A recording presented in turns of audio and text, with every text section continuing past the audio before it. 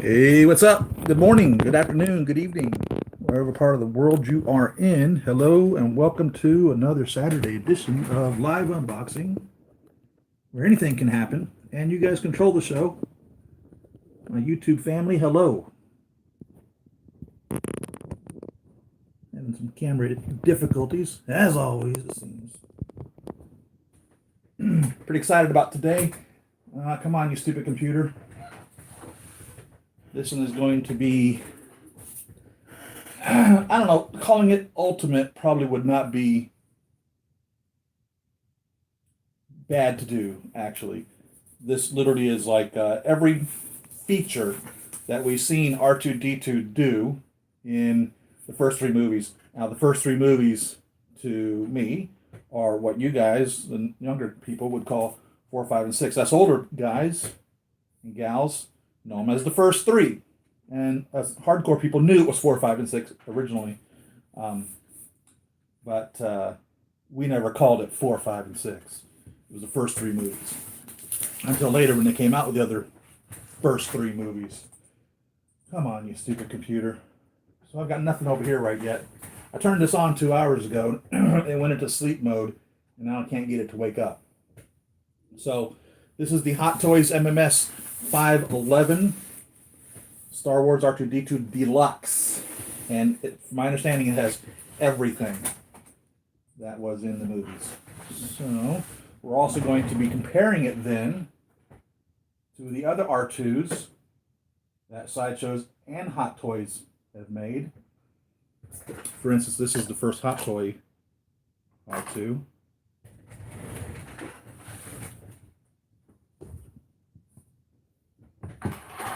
And he pretty much did nothing but made a lot of sounds and beeps and lights. Very, very lackluster. Different than the Sideshow R2s because it's a die-cast dome on this guy. And I did an unboxing video on him, I believe. Then there's multiple R2 or astromech that Sideshow made. I don't remember which one of these is the exclusive version and which one was like the deluxe version. But interestingly enough, is that with each of these, the difference being that one of them came with 6 of these attachments, the other came with just 3. What I've always found most interesting about that was whether or not you got the deluxe or the regular version was, and whenever Sideshow makes a number like that, they'll do, like, for instance, it'll be a 6-digit number, and if it's the deluxe or exclusive version, they'll just add a 1 behind it. So if it's 902-503 or whatever, like this one is 903-742, if it were to be like the deluxe, they would just put a 1 behind it, okay? So the difference between these two, whatever it is, the number is a 6-digit number, let's just say 905-321 or whatever. One of them has the 1 behind it. So they should be identical figures, right?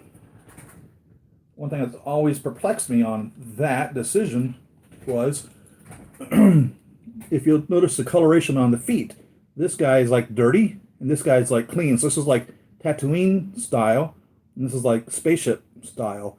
But they're the same 6-digit item number, which I've always found interesting. It blew my mind. I thought it was a mistake. But then as I was researching it more, I realized this one comes as that, and that one comes as this. But they're identical figures. So go figure on that. Go figure on these identical figures. So these were the Sideshow ones. And then the next question I was afraid of or was curious about what was happening when Hot Toys made theirs, because Sideshow has been making them for so long, I was almost scared to think that they were just going to use the same molds. It's not. It's totally different. You'll notice differences in the feet. You'll notice differences in the body. I mean, it's their own cast. It truly is. They didn't just contact Sideshow and say, hey, send us your R2 unit and we're going to crank one out. They made their own. And the heads are not interchangeable, which is another question that I had at the time. So you can't put the Hot Toys head on the Sideshow body and vice versa. Whereas you can take these heads and put them on, for instance, there are 5 units. So if you wanted to customize your astromechs and make any number of the dozens that we know of, and hundreds or thousands that would be in obviously existence, you can do that. The heads are swappable. It does require a little bit of customization because of the extra ring on the R2s versus the R5 units. But it can be done. If you want a red one, you can make a red one.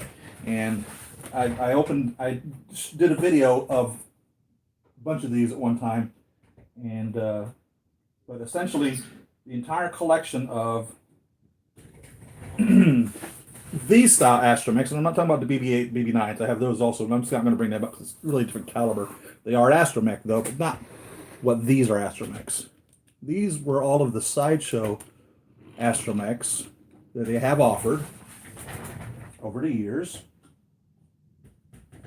just to give you a comparison of what all is out there and has been out there. That was supposed to be the Ralph Quarry prototype, and it really isn't. It looks nothing like the prototype design, but it's a silver astromech. And then we have a couple of the Imperials. Only got a lot of dust on these black ones. They really show up the dust. And the matte black CB. So this essentially is the entire Sideshow Hot Toys collection to date, plus this guy. And this is what is available in 1/6 scale of true 1/6 scale. There's a company, I don't remember which one it is. I've got it in the other room. I thought I could add to my 1/6 scale astromechs by buying their 1/6 scale. It's not truly a 1/6 scale. Darn close to it. But when you put them side by side, those pieces are extremely disappointing and not the same scale, truthfully, as these are. So Hot Toys and Sideshow agree on the same scale. These work. There's a couple others I've thought about getting. I think it was Chobi or something like Chobobi or something like that. That has been made as well. What in the world is going on here? Noble, thanks. Siri was the one to use the SS code. I just lost my channel. Gosh darn it! Give me a minute. It's coming back. What was I going to say? So this is it. This is what we've had so far. Now, all these guys didn't come with these little attachments. All right, the doors will open on them.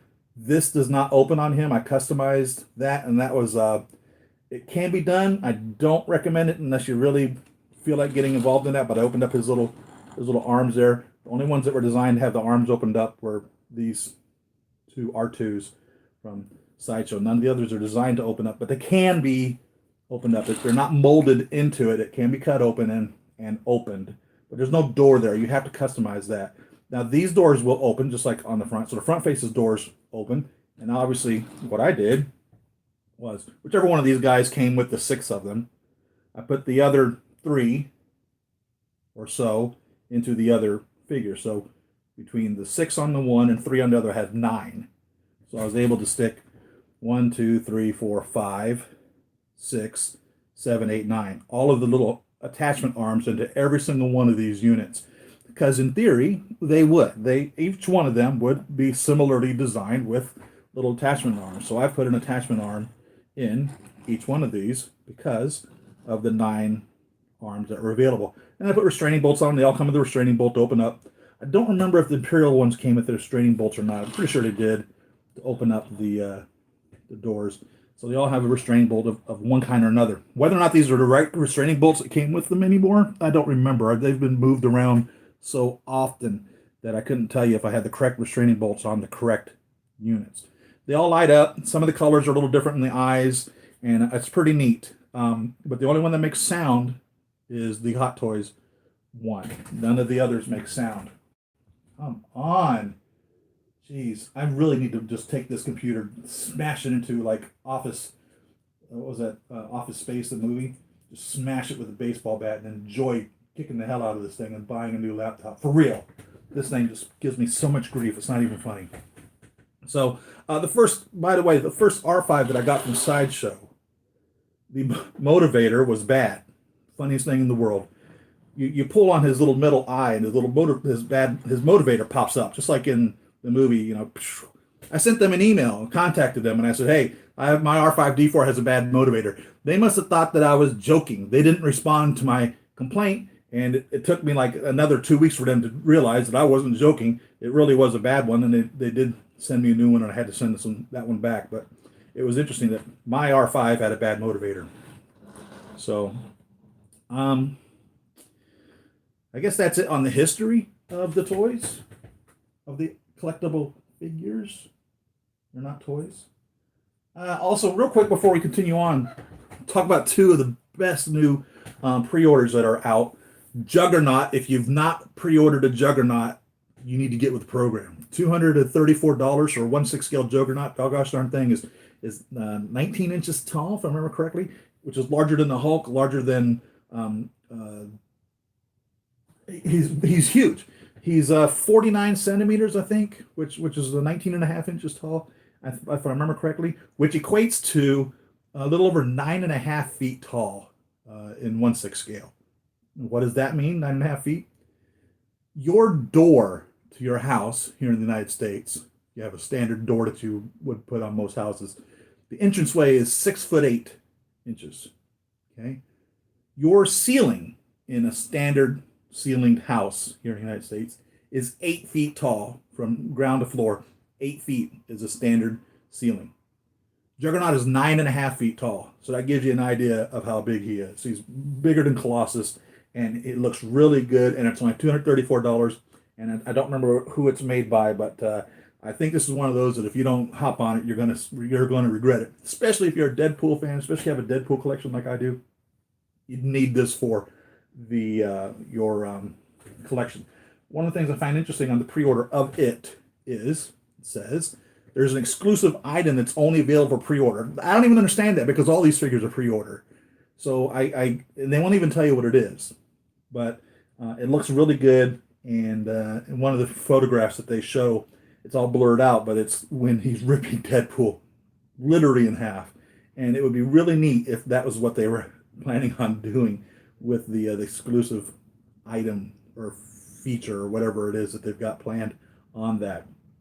The other thing is Hot Toys has decided to finally make Miles Morales. Now, Young Rich Toys offered him, gosh, maybe 6 or 9 months ago. As a matter of fact, he's supposed to be shipping soon. The Young Rich Toys version of it is. And the Young Rich Toys looks really good. And I've ordered that. And the Hot Toys one appears to be similar, if not the same. Except on the Hot Toys one, in my opinion, the coat that he's wearing is the wrong color. They show it like a light blue, and I went back and watched the movie again, and it's definitely green. There's blue, and you can see the blue throughout the movie, and so it's not my eyes, it's not the color, it's not the screen, it's off. They're off if they're making a light blue jacket on Miles. And I'm really excited to see that they're doing Miles. Unfortunately, based off of Hot Toys' record of how they do things, we're not going to get a Hot Toys Gwen. We're not going to get a Hot Toys Peter B. Parker. We're not going to get a Spider Noir. We're not going to get a Spider Ham. We're not going to get a Penny. We're not going to get any of those. We won't get the blonde-haired Spider-Man. We're getting none of them. That will be it. That will be our Spider-Verse. That's how Hot Toys is going to do it. I have a hard time believing that they're going to do anything else. It took them this long to come out with that. And when did Spider-Verse come out? Like a year ago, right? It's insane. And so there will be no supporting cast for it. Fortunately, there are third-party manufacturers that have made Spider-Gwen, Peter B. Parker, and I would like to see the rest of it. I would love to see Nicolas Cage's Spider-Noir. I would love to see a Spider-Ham. I would love to see Penny, right? Her name's Penny. I would love to see all of them. God, could you imagine a little robot Spidey? Jeez, they're big. And that'd be great. But that's not going to happen. But I've got Spider-Gwens on order. 2 different companies made those. And I'm not really pleased with either of them specifically. One of them has the right shoes, the other one doesn't. One of them has the right suit, the other one does. One of them has a good looking head sculpt, the other one doesn't. Looking at both manufacturers of the Spider-Gwen, what comes to my mind is, buy them both and make your own, and you'll have a good proper representation of what Spider-Gwen is supposed to look like from the movie. But I really enjoyed Miles Morales Spider-Man, and he's not the Spider-Man that's in the comics. It's a whole different universe. So it is Miles Morales, and Miles Morales was also mentioned in the Tom Holland Spider-Man movies. So, he's great. You know what I like about Miles? Every Spider-Man has their journey, and his journey as well. First off, he witnessed the death of Peter B. Parker, and which literally was a passing of the torch, more or less. But he still really wasn't with it. He still was kind of reluctant to it. But I think when his uncle Aaron died, the Prowler, I think when he died, that was his Uncle Ben. You know what I mean? His Uncle Aaron died instead of Uncle Ben. And I think that's where it all came together and gave him his motivation to become the Spider-Man. But it was neat how they did the passing of the torch. I really enjoyed that. I've never read the Miles Morales comics. I've not read a comic in quite some time. I used to read them a lot younger, but I haven't read a comic in a long time. So I don't know exactly where the Miles Morales story comes in the comics, but I enjoyed how they did it in the movies. And I enjoyed how they told the story again of all the Peters. And it was really, really good. I really enjoyed that. So let's move on now. Get these guys out of the way and get on with the unboxing. Let me check the chat because my computer is finally up. Use the SS code. What's up? Save all, Mason. How you doing? Oh, Noble, good. I'm glad you got that sideshow code. Sir, what do you think of the Hot Toys Miles Morales and the Toys R Us tank? There we go. We talked about it. Toys R Us tank. Thank you. That's the name of the Juggernaut. And I've not seen it on Big Bad Toy Store or Sideshow yet. I've seen, again, it's $234. I've seen a price for the Miles Morales at $267, but I've not seen it on Sideshow or Big Bad Toy Store yet, which is where I buy my licensed merchandise. But obviously, like the tank, I bought that from, I think I bought that from 1/6 Kit. So I bought my tank from. So Marco Antonio Bascurian Figueroa, good morning, welcome. How you doing this afternoon? What do you think of BB-8? They made two versions of BB-8, and I don't know why. I don't think he was different colored in the movies that he was in, but the first one, the only way you could buy it was if you bought Rey. So that forced me into a Rey. So I resented Rey for a long time. I'm happy to have Rey. I feisted her out. What I also hated about the first one was that, in my opinion, the coolest thing that BB-8 did was that thumb. That was the coolest thing he did. And the first BB-8 didn't come with that. So here's the two of them. Each of them have different features. This one is kind of a brownish, I guess maybe dirty, but both of them are filthy. They're just filthy little droids. Their entire body rolls around collecting dirt and filth all the time. They're just a filthy little droid. But I like them. I do not store them without them being on their little holders. And as a matter of fact, my Rey committed suicide the other day, jumped off of the shelf, and she took BB-8 with her, and he was fine. The second BB-8 came, you could either buy him standalone or with the BB-9E. And so, of course, I bought the BB-9E as well. So these guys actually have little attachments you can put on them. He doesn't. He doesn't have any attachments. All he has are lights that you can shine through on some of these. So, again, it's like the Hot Toys R2. It's like he does nothing, and he was like $200 or something. No, you think he's less than $200, but still, it was like, really, come on. All he does is light up. It's really a kind of a disappointment in that regard. But for an insane collector, he fits into the piece. He's the Imperial BB-8.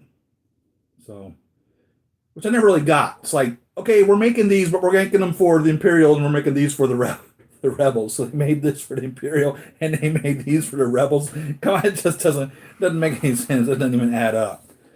But as you know, of course, the stories, the rebels really weren't the rebels. They were the ones that were fighting big government.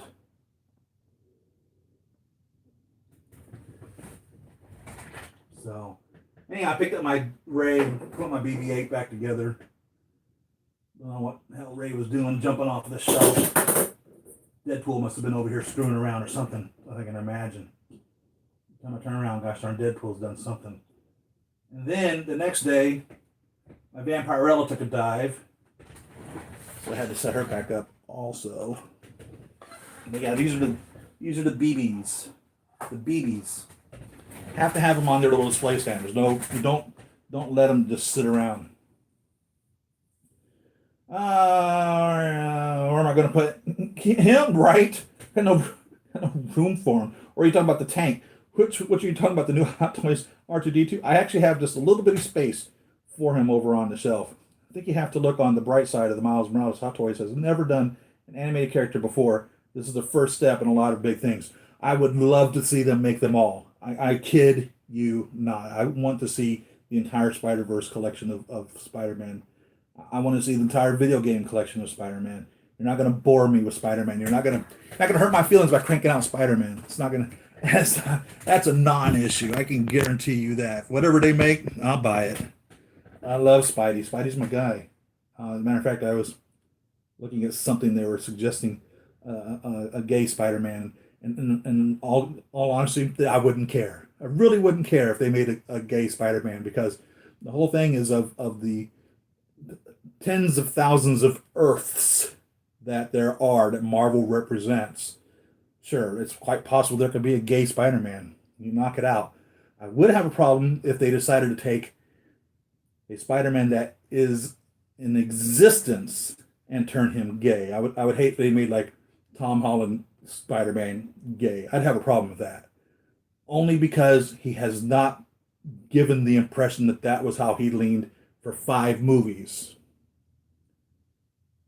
I would just have a hard time adding that struggle in there as it is. Spider-Man's got a lot to deal with in the first place. You know what I mean? But if they want to establish an LGBTQ Spider-Man, knock it out. I wouldn't have a problem with that. Well, that was the weirdest thing. It didn't just like freeze. It just totally just closed up.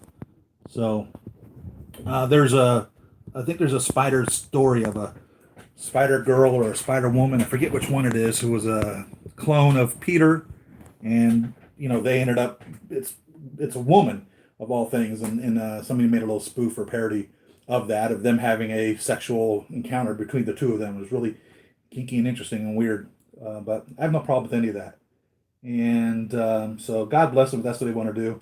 But one thing I hate is whenever you start making changes to a character specifically and saying he's the mainstream and this is where we're doing it. If you want to do something, do it, but don't destroy something in the process of doing it. So that's my soapbox on that. By the way, ages 15 and up are these collectibles. This is not intended for children. This show is not. If you're under the ages of 12, Child Online Privacy Protection Act requires me to say, get off my channel. You got to go. I'm sorry. I hate to say it. You're not allowed to be here. And YouTube knows if you're watching the channels, because when you've created your account, you signed up and told them how old you were. And they are watching you. And if they think that I'm trying to entice children into making purchases, they are dead wrong. I'm just sharing you with what I got. And my opinions on things and the way I see it in the grand scope of it all. And it's interesting looking at these 2 R2s again, supposedly the same 6-digit number. This guy's got a little silver paint on his blue around his eye, and this one does not. So they're hugely different, these two. They really are. They're not even the same. They're not painted the same or anything, but they're the exact same 6-digit sideshow number. Well, one has a 1 behind it, but looking at these domes, even these domes aren't painted the same. So they're totally different, but they're the same. So I don't understand that. If Hot Toys were to do that, they would have MMS 556 and MMS 557, or they would have, if they're 2 different ones, or if they're doing an exclusive version where it comes with extra pieces, it would still be MMS 556. It'd be the exclusive version or whatever, and then they would, just add the extra pieces into it. So I don't know why they did the exact same numbers or whatever on two different, totally different figures. They're not the same. They're not even the same figure. They really aren't. Where are we? And so yeah, no, I'm glad they brought Miles Morales in. I have no problem with Miles Morales. I love Miles Morales, and it was because anything is possible and believable in all the multiverses of Marvel Comics for real. If they want to make Miles Morales Spider-Man, I think it's great. I think it's great. Like all the Deadpools. I mean, give me a break. Lady Katana, the Toys R Us version of Lady Deadpool. You know, as a matter of fact, in the Deadpool universe, which is obviously Marvel universe, whatever character there is, there's a Deadpool version of that. You know, there's a Deadpool Captain America, there's a Deadpool Hulk, there's a Deadpool Venom, there's a Deadpool, you name it, Doctor Strange. Whatever Marvel character is, there's a Deadpool version of him. Believe it or not. So, however many Marvel characters there are, there's at least that many different Deadpools. So if you have a problem with a character being full on dead set, totally has to be in this specific way, the Deadpool one just throws that right out the window. So not only are there all the different versions of Deadpool, like we discovered with all the different versions of Spider-Man, there's all those other different versions of Deadpool as well, because he's every single Marvel character in another universe. So it's crazy, and I love it, and I have no problem with that. And I'll keep buying all the Deadpools, anything that they make as well as that, and try to customize some of them along that same line. So I'm, I'm really juiced on the coffee I had this morning. I drank a lot of coffee, and I'm really hyper on caffeine this morning right now. So, in the comics, a bunch of villains, like 6 or 7, find out Peter Parker is the Sinister Six, is Spider-Man, and literally go to his house and kill him. Yeah, um, they killed him, huh? I didn't know that. I wonder which comic that was. They also announced the new Batman suit from the game. Oh, cool. Very cool. And I like Batman too. It's just that with my collection the size that it is, and trust me, I know people who have larger collections. But when you're collecting 1/6 scale figures, I mean, these are like the shortest of 1/6 scale figures. You're talking about 12-inch figures plus, and they take up a space that big when you think about it. And so when you have 200 plus, and when they're between $200 and $400 a piece, you just can't collect all the DC stuff you want to collect. You can't collect the Predator stuff you want to collect. You can't collect the Matrix stuff you want to collect. You can't collect all the Star Wars stuff you want to collect. I mean, how many stormtroopers are there? But I love Batman. I love Superman. Can't go wrong with them. They were from my childhood. I used to read Superman and Batman comics when I was a kid. That was who I started reading. Actually, the Disney comics was the first ones I was reading. Duck comics and Scrooge McDuck and Archie comics and stuff like that. But Superman and Batman were my first superheroes. So of course I have a huge love and dedication to them. But when I discovered Spider-Man, that was a whole nother universe, and literally, and I kind of abandoned Superman and Batman for Spider-Man because, in my opinion, Spider-Man was more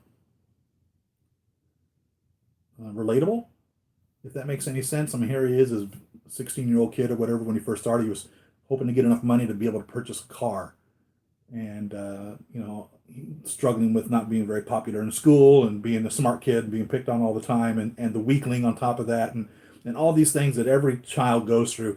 If you think for 1 second that you're being bullied because of whatever thing that you think you got going on, trust me, you're going to get bullied no matter what. If you're smart, you're going to get bullied. If you're dumb, you're going to get bullied. If you're tall, you're going to get bullied. If you're short, you're getting bullied. If you're skinny, you're getting bullied. If you're fat, you're getting bullied. If you got freckles, you're getting bullied. If you don't have freckles, you're getting bullied. If you're red, yellow, black, or white, you're going to get bullied. If your first name sounds funny, you're getting bullied. If your last name sounds funny, you're getting bullied. If you're a new kid, you're getting bullied. If you have brand new shoes, you're getting bullied. If you have old, raggedy, rickety, falling apart shoes, you're going to get bullied. That's what people do. That's what kids do. So if you think you're the only one that's ever been bullied, give it up. Everyone has, to some degree. That's what happens. So, another soapbox, ranting. Let's get this open. Found my knife, by the way. 2 weeks, I had no idea where it was. Buried on my table here. Separated my Vampire Rubber drawers. So I have them in their respective drawers. I really want to get the what's her name? Monroe, Carol Monroe, Vampirella. Although the body appears to be identical to the Jose Gonzalez, and features appear to be identical, that head is definitely different. And so I'm really wishing that I could get a hold of that. There's so much stuff going on. Just can't. Again, you can't afford it all. You really can't. It's an impossibility to be able to afford it all. So buy what you want. Buy what you love. Don't just buy it because it's 1/6 scale to fill a shelf. The last thing you want to do is be stuck with something that you don't have fleeting appreciation for. Because there's lots of it out here. I mean, lots. So when I first pre-ordered this, they announced to me that it was ready, and I didn't have the money to get it, so I had to cancel my pre-order at the Big Bad Toy Store. And they said that was no worries, and so they said we sold them all out, and we have more coming. If you want, just order it again. No deposit required, and obviously when it comes, we'll charge you for it then. No deposit required. I didn't lose any deposit on it. Unlike with Hot Toys, with Sideshow, everything you buy pretty much has a deposit. Big Bad Toy Store doesn't start with a deposit until it exceeds, I think, $300. So I didn't have to pay a deposit, and they were fine with it. This is neat. This little slider here. I've not seen them do this before. That's pretty cool. I like that. That's really neat. Shoebox. Hot Toys Plop.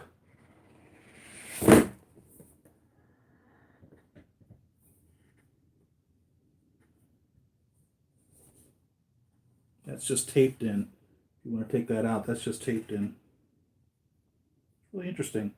It's almost like as if they were going for the same black and gray that Medicon and Sideshow done for years with this, and just to continue on that same style of packaging for this, but then throw their own thing on there. If that makes any sense, I don't know. Cover right there for them. R2-D2 Deluxe version. And yeah, I really was wanting this for all of this stuff. And there it is. I mean, holy smokes. Look at all that stuff. Jeez.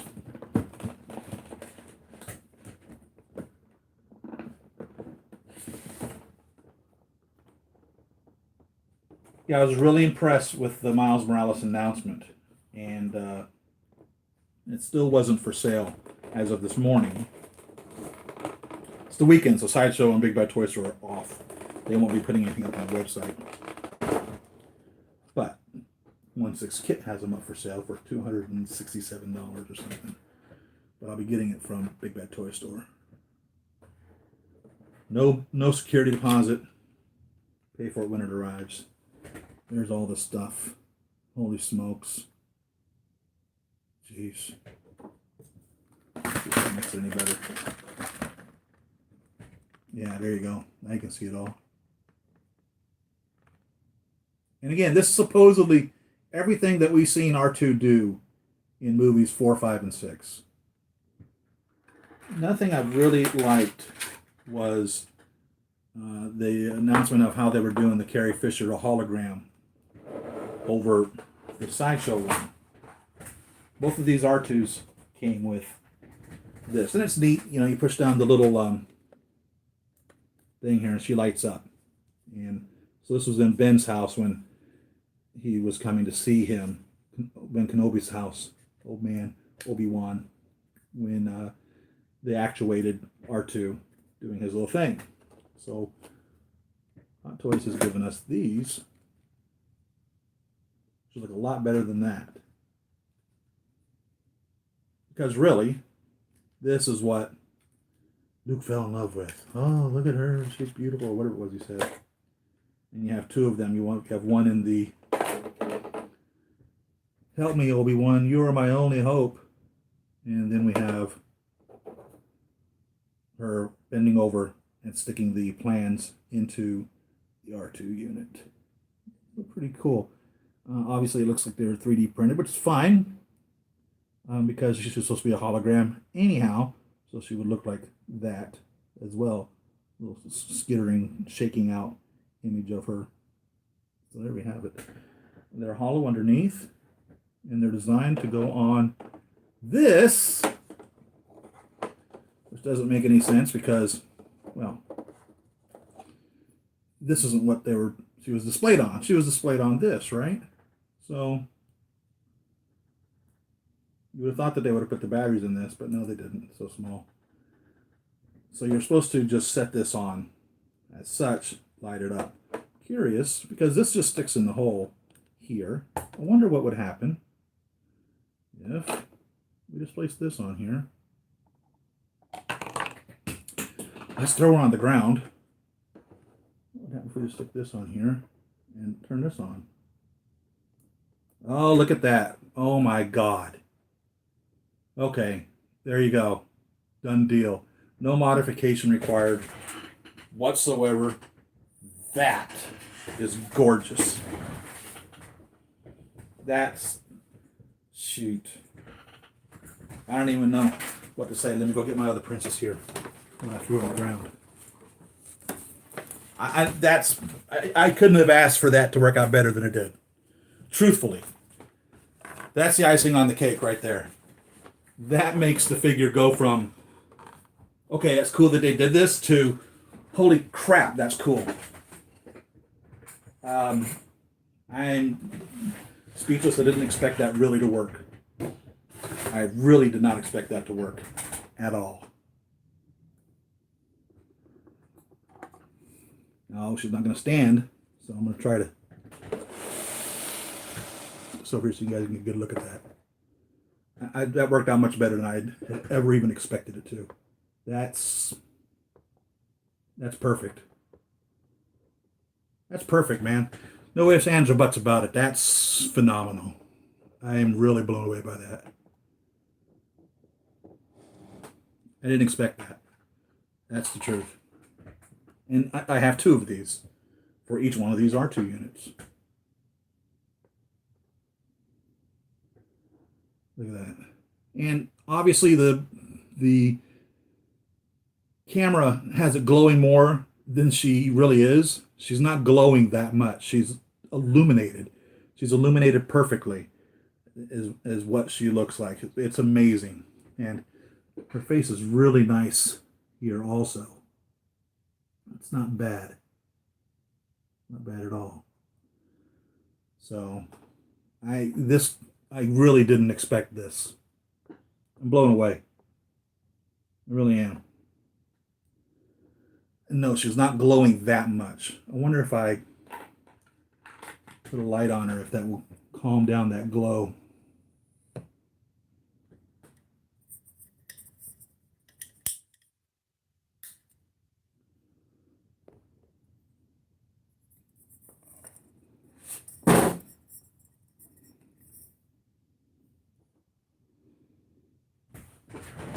Because she's just illuminated. She's not like glowing like what the camera makes her look like she's doing. She's just illuminated blue. It's more than I had expected. I didn't expect that at all. Quite impressed. Quite impressed. Speechless. Absolutely speechless. Didn't expect that. Since there's no way of attaching her permanently, I want to stick this guy back in here for the meantime and set her aside. What a bonus. What a complete and utter bonus.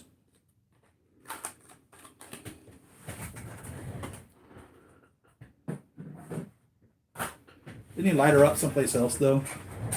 On the Falcon? And they actually were able to get it troubleshooted. Also, the batteries, the remote control. So, for your remote control guys, it comes with the remote control.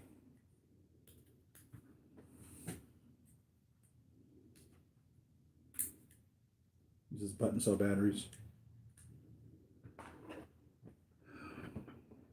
Here's R2. Initially, just looking at him in the box, he looks whiter than the other. That might just be because he's in a black box. And no, the original one, nothing opened up on him. None of the doors opened up or anything. So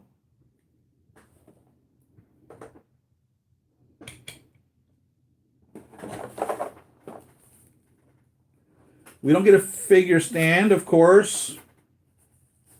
If I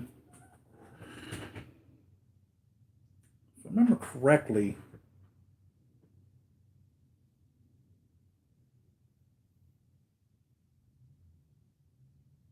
I think R2 came with a figure stand from Sideshow, and then you had like this piece of sand that went around it.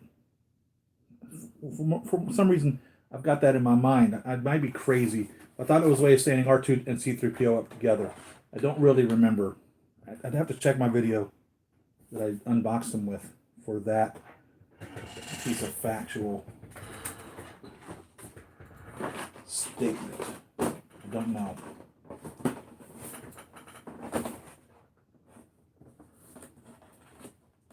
Here's our instruction manual.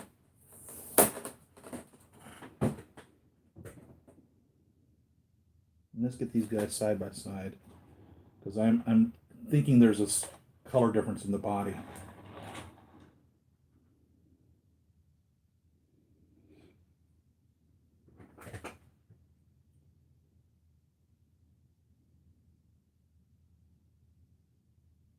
The dome is different. So on the first Hot Toys R2-D2 dome, you see how shiny it is? And this one is more matte. So notice the light shining on the blue. This one is very shiny and polished, and this one is not. And he's whiter. He is definitely a brighter white than the original Hot Toys R2.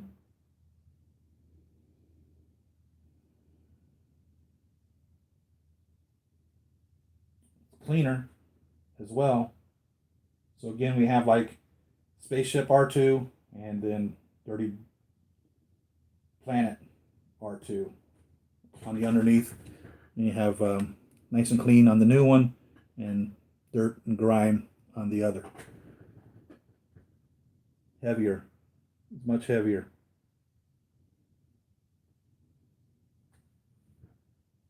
(2017) Hot Toys Unlimited, 2019 Hot Toys Limited.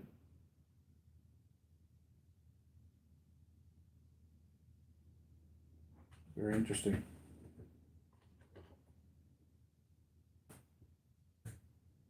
So what do we have for a magnet? Is it also then the restraining bolt?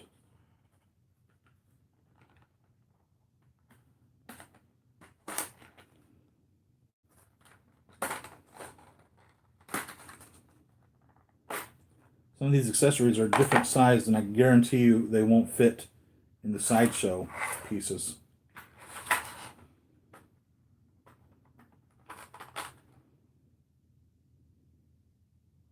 We have the lightsaber.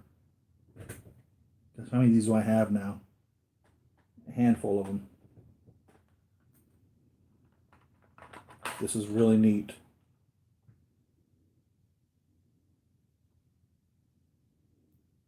These pieces are articulated. I just bent it up as such. Magnetized. So maybe this is how we're supposed to open the doors.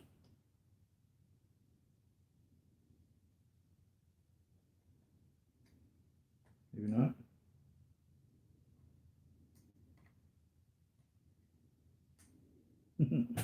Just like on the Sideshow ones, these doors are finicky. They don't always want to open up properly. Sometimes you have to really make an adjustment. Let's have a look at the doors compared to Sideshow to the Hot Toys. Differently constructed. So again, totally, they followed their own thing. The insides of the Sideshow one looks a little more attention to detail than the Hot Toys insides of these doors. That's surprising. I didn't really expect that. Maybe it's probably better to say differently attended to, because each of these little compartments have more or less attention to detail than the other. So on this one, the big doors, on the Hot Toys one, the big doors aren't really just kind of cut grooves into. On this one, they're actually molded. But then on the medium-sized door, the molding on this is kind of not as molded as the Hot Toys one is. So between the two of them, I would still say I would think the Sideshow one has a little more attention to detail on the insides of the guts of the doors.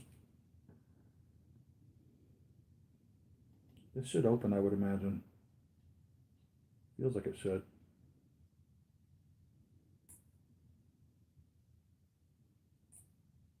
Okay, now underneath these little arms or whatever these are, this is detailed, whereas the Sideshow is not.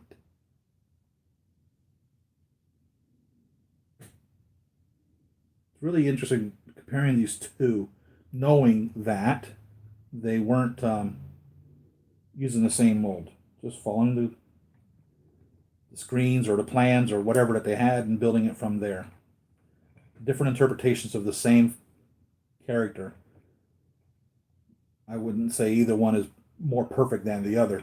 Now, of course, in the Sideshow ones, you can switch these outer covers around because in the production of the Star Wars movies, sometimes the arms faced one way and sometimes they face the other. So you can just switch these back and forth, whether or not you want that to be the front or that to be the back of how your R2 unit goes. Because in the movies, they did both. Because they just weren't paying that much attention to it back then. So you could switch them around, do whatever you want to do, or however you wish to display your figure. Just like I think it's Chobot. Somebody makes a die-cast R2, and I really need to get it 1/6 scale, which has the option of having the little Kenny Baker's legs in there, and you can see it in the movie. There's one scene where little R2's standing there, and they have these little like ducks here, and it's Kenny Baker's legs stuck into it. And so you can put that on there because it's screen seen. It would be screen accurate to an R2 unit, and so that is neat that they do that. So through their laziness or lack of attention to detail or the idiosyncrasies of it all, we end up with these slight differences to our beloved characters. Robert Jesselfan, how you doing? Happy Saturday. Which one? The new R2. This guy. He's whiter than the Hot Toys one. The first Hot Toys one, which is more cream. So this is the new one here. All these others are Sideshow ones. I happen to see here.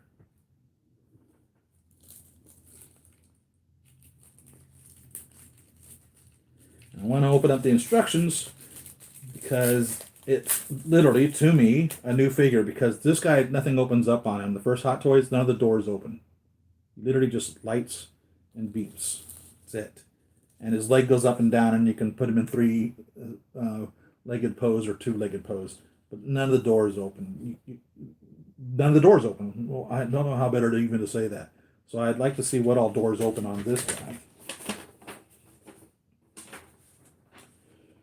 So batteries go under the head. Probably not going to put the batteries in.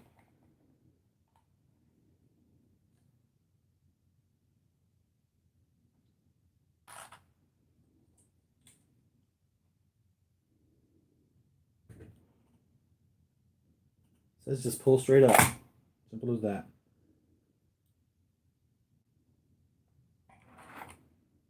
And again, like I said, this head will not go on the Sideshows and vice versa.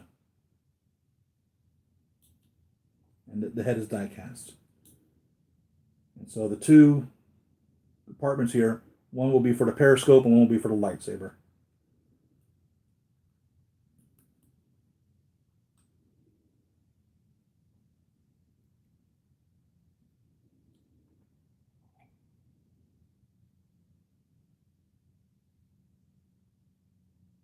So there's only one way this will go on. You can't screw it up, put it on any other way. It's only one way because of the two compartments and the holes on it.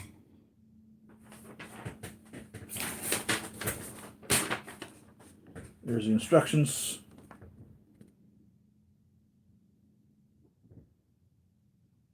there. And page 2.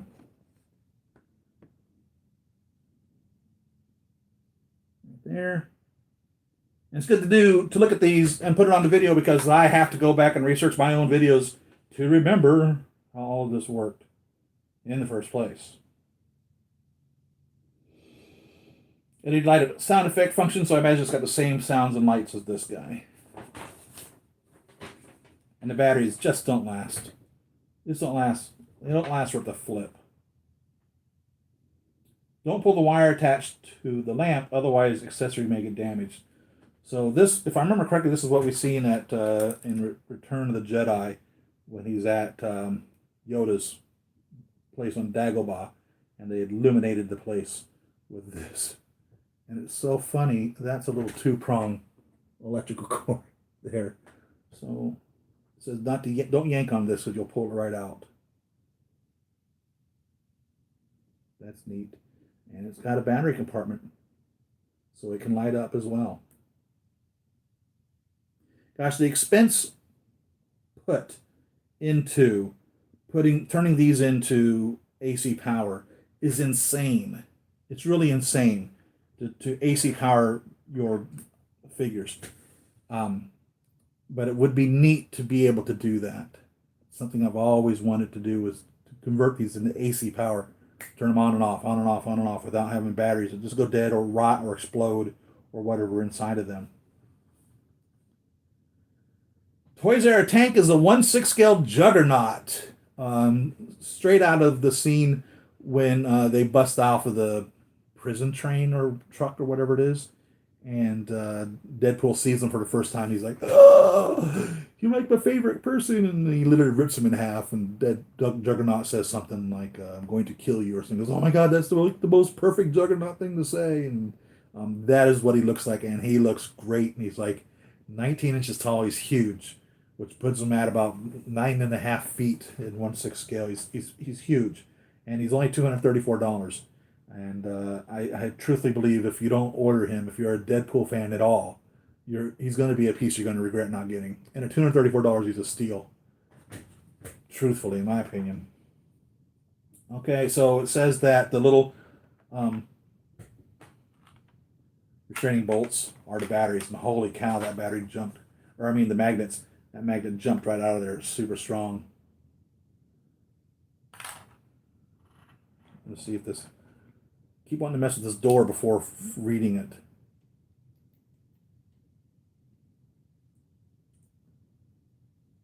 I always want to play with my toy before reading the instructions.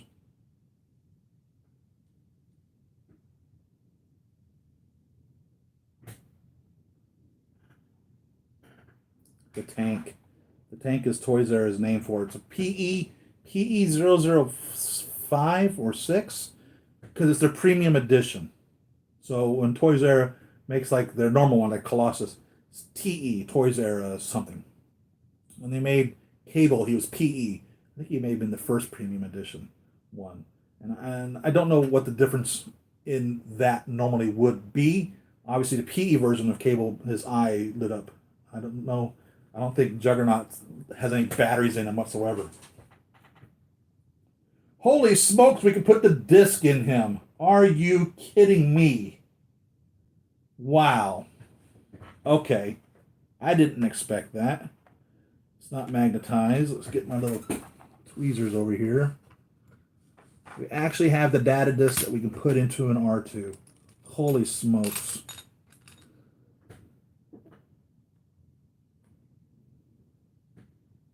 And it's so funny with this made back in 1977. It looks like a little bitty flat hard drive. It's kind of like Star Trek and their nice linear chips and all that. All the different technologies that were just created for whatever special effect that resemble totally how things are nowadays. Now, nothing looks like this nowadays, really. But it's interesting that this wasn't really what was going on back then. Oh my God, fumble fingers. Just drop everything, man. I don't have very much feeling in my fingers. I've had neck injury. I had a back injury. If you can tell, I've had practically my entire cervical neck fused from, well, it is, from C1 to T1. 1, 2, 3, 4, 5, 6, 7 have all been fused together. So I have very little movement of my head and neck. And I have decreased feeling in my fingers. So that's why I drop things a lot. If you ever wondered why I'm always dropping things. I really can't feel what I'm touching. I can tell that there's something there. And I could feel, I could probably, if I ever had to read Braille, I probably could read Braille, but I don't get the feedback that you guys get. I don't get the what would it be, the tensile, the feedback that I'm actually holding on to something. I don't know how tightly to squeeze something, truthfully. It's I don't get the same feedback that someone who doesn't have this injury does.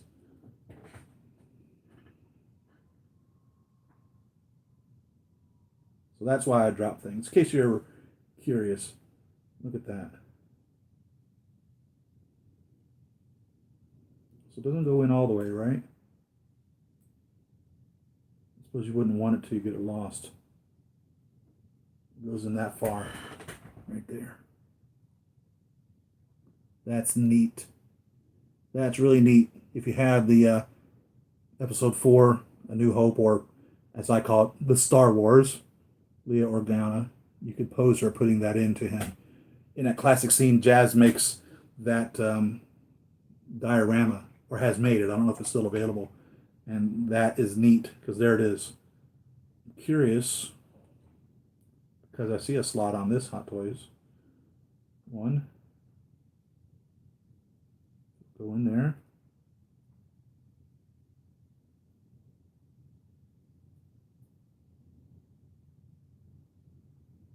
And it will.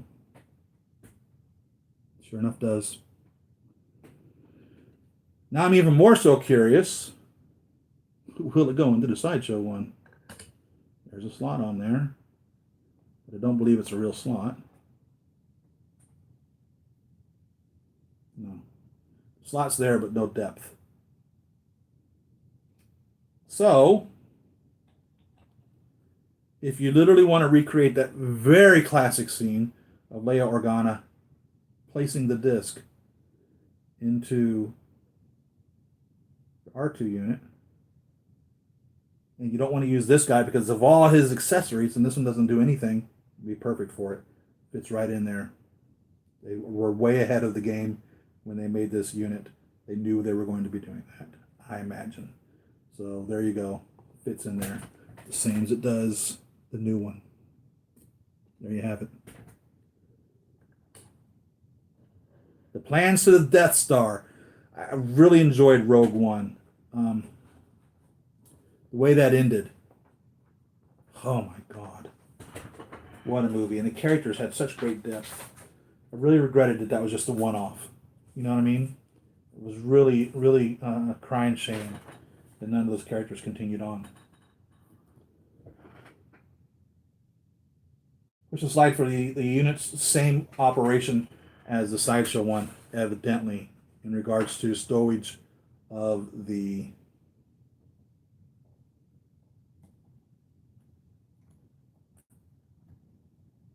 lightsaber. So it's this one here. So there's the little light. That one there on the same side. Push it and slide it to open it up. That's where you would store the lightsaber.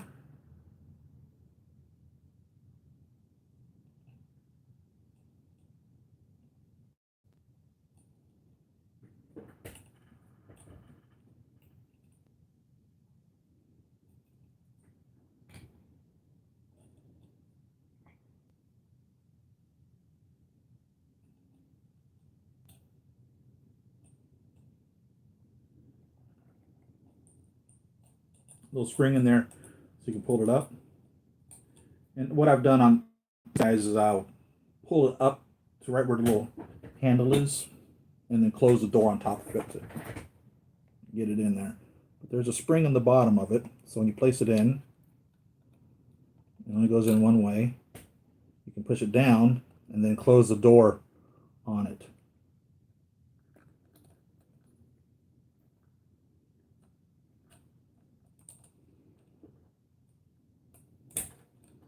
It's going to require more than one hand to be able to do, evidently.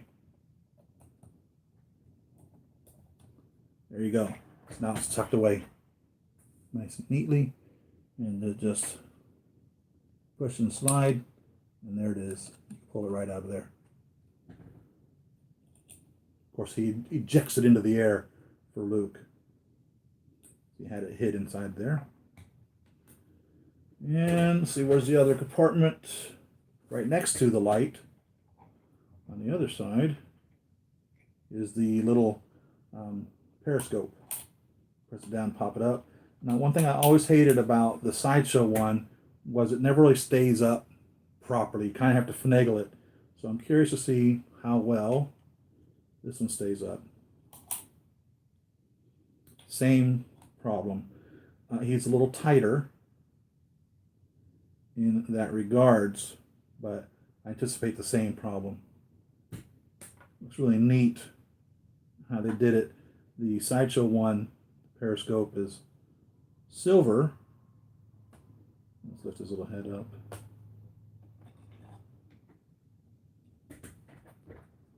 And this one is black. Now looking at the sideshow, it looks like there's another door on R2 that he didn't put on here. Up there on the dome.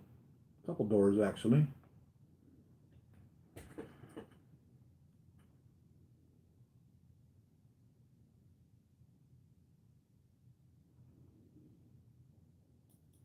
No center door. There's no server for Jabba's.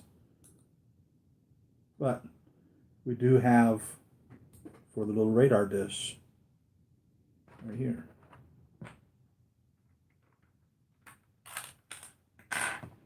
And this looks nice. This looks quality. This radar dish is really something else. Or whatever it actually was, I don't remember specifically what it was, but in comparison to the sideshow one, see it there, and there's the Hot Toys one. Big difference, really big difference between those two.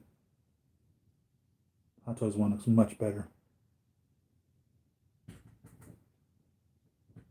but no center hole for serving drinks on Jabba's barge, which was the third movie of the three, which this comes from that third movie. So to say he's not Return of the Jedi, what the hell is this doing here? So where's the Jabba hole? Well, looks like it should open. It doesn't say anything about an instruction manual. I mean, for real, it looks like it should open up. Let's put the periscope down. Take the radar dome out. I'm going to mess with this a little bit.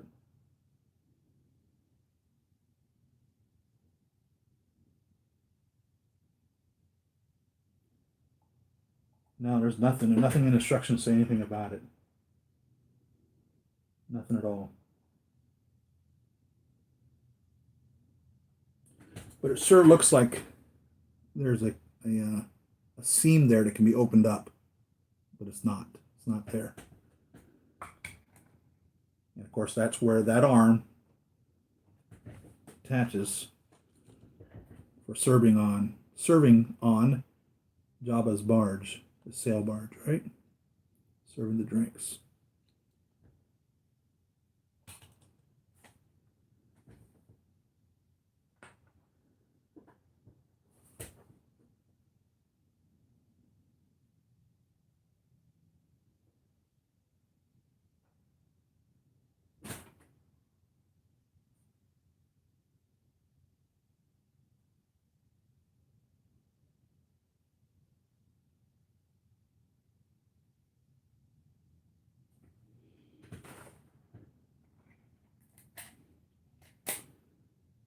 Feels a little more solid.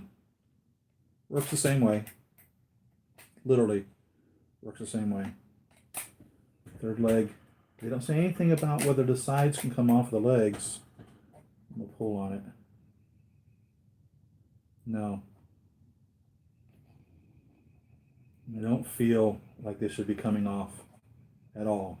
So unlike the sideshow ones where you can, like I was talking about, you can either put them forward or backward.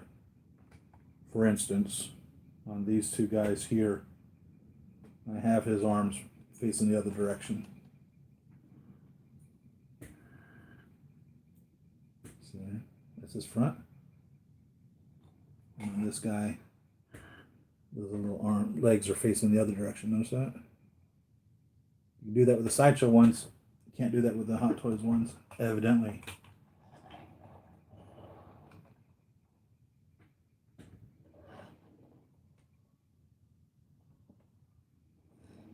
Suppose if you really wanted to, you could customize it, right? What would be the point, truthfully? I guess sideshow one. They're same scale. The differences in them are minor. There are many, but it's not arguable in regards to it being the same scale or a representation of the figures. I have no problem pitting or posing the Hot Toys R2s with the Sideshow R2s. There's not that much of a difference to be like, he's not screen accurate, blah, blah, blah. It's well enough. It really is. I have no problem with that. See a couple little doors on this.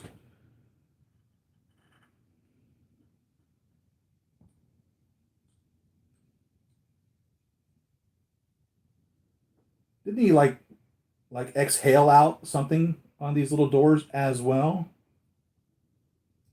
Help me out, guys, remembering that? Didn't R2 do that? Didn't he like exhale his little doors? Or am I getting movie droids confused? We've got two little doors that open up there. This one's right there. See where that one is?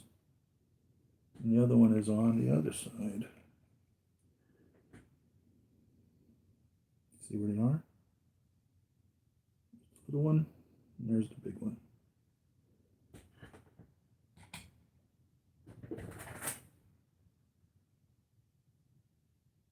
And that's where these little arms go with their little magnetic ends on them.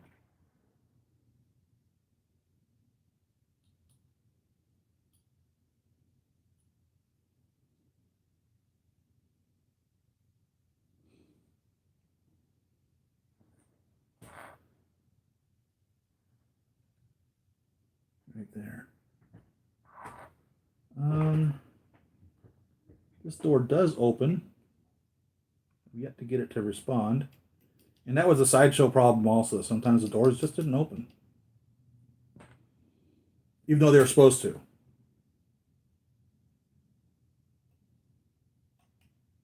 There we go. And that is where this plugs in, according to the instructions. And it literally plugs in. There's actually an outlet there for it to plug into. It's actually a little outlet right in there, shaped like an electrical outlet. Two little holes in there just for that. That's pretty neat. And it looks like there's a hole in there as well for these little guys. I'm curious, because the only ones that are that small are two of them. This saw, which is twice the size of the one that Sideshow gave us. I'll show you the Sideshow one.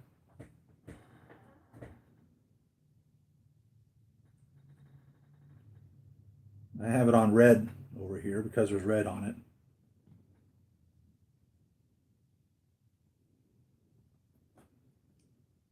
Let me use two hands on this. I don't want to break it.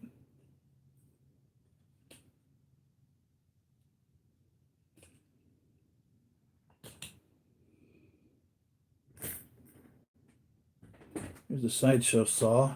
And there's the Hot Toy saw. Look at that. Holy smokes.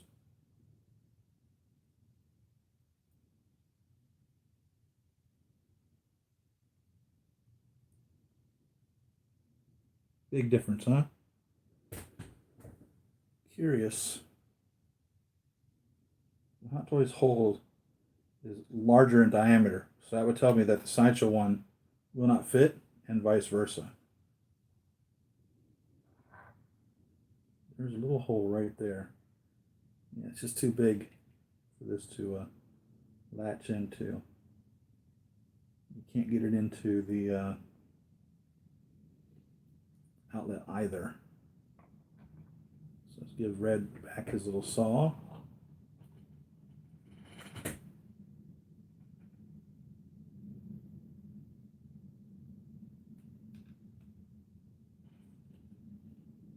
I've thought about buying another one of these guys because there's like an R5-D4 and an R5-D8, and like basically the only difference really is this stripe up here. The other one only has like one red stripe up at the top, but that requires repainting, and I'm just no artist. It wouldn't work for me to try to attempt that. But you guys out there that are hardcore Star Wars collectors and want to have astromechs, I mean, the ability here to interchange these and repaint them is limitless. It really is. So I have a feeling this will fit. There's a little bit hole right to the next side of that outlet, if you can see it, that I believe this should fit into. And there you have it. It went in there nicely. Quite easily, actually. And the blade spins. The Sideshow blade does not spin, so this blade actually spins.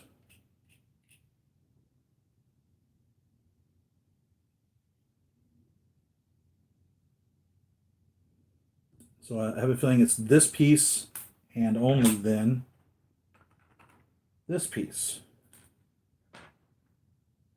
which again is twice the size of its Sideshow companion. All of these are. And I'm assuming it's this one.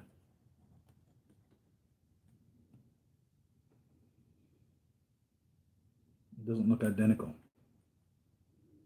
to it, but close enough. It actually looks like a different piece altogether.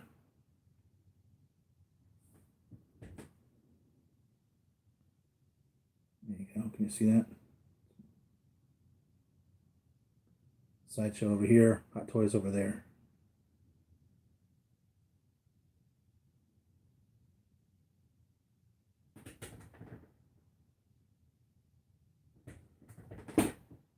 Sideshow, Hot Toys.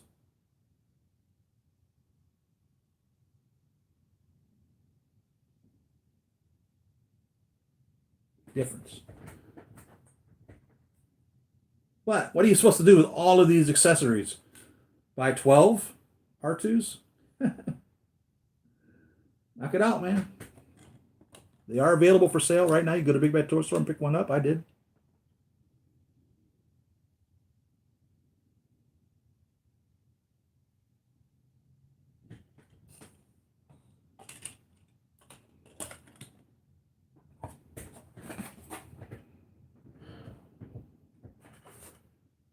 What else?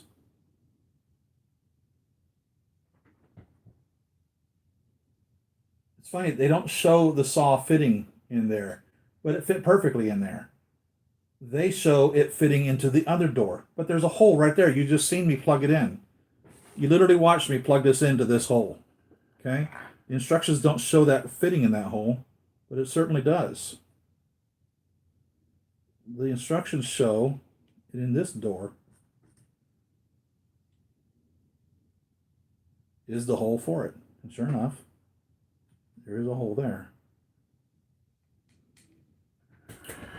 for that. Pretty interesting, huh? I'd have to pay attention to the movies to see where everything belongs, because I don't know which one's supposed to be coming out of which. For instance, on this R2, I have them coming as such. Okay, so one out of each of the doors, and one in that little area. So this is opened up and stuck with every piece that would fit in an R2.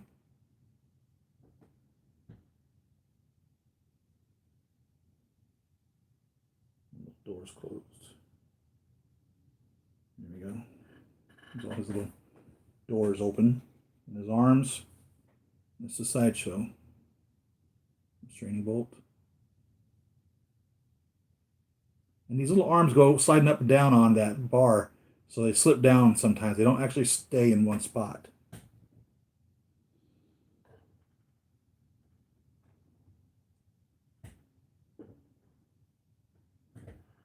This is showing multiple attachment points in those areas. So let's have a look at that.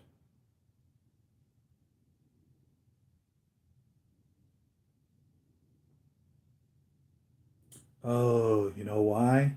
They're magnets. They are magnets. That's why there's multiple attachment points. Okay.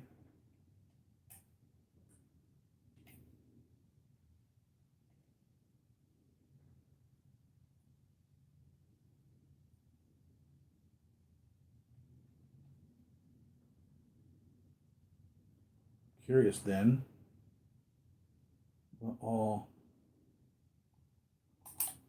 is magnetic?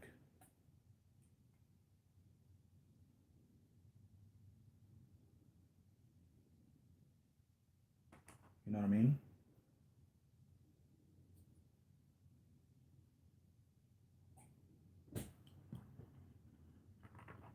So each of these little guys here have a magnet at the end.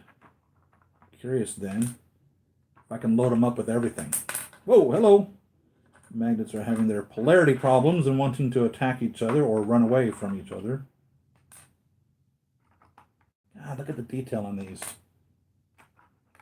How many do we have? 1, 2, 3, 4, 5, 6, 7. And this guy has a little piece of foam on him to keep him from getting damaged. A little claw there.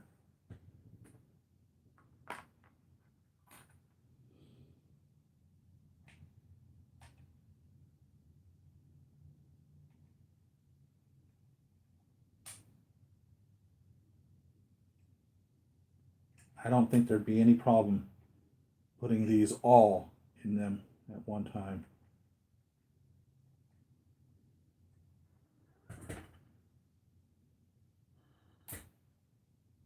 No problem at all.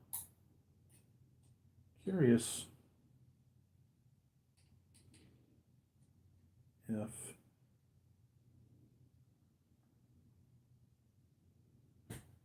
try these sideshow ones. See which one to try. Let's try this one. I doubt it.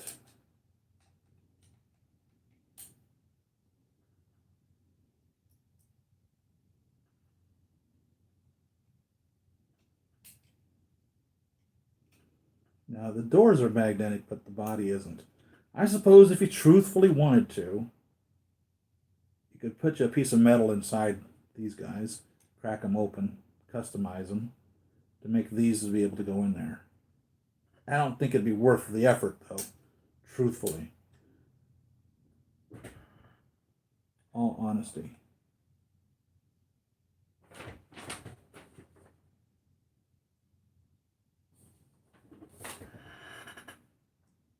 Is it showing 2 holes in this door? It is showing 2 holes in that door. So it says you can put this guy down here. As such. So there's 3 places you can put these. 1, 2, or 3. And they only give you 2 of these accessories that have that small attachment in it. So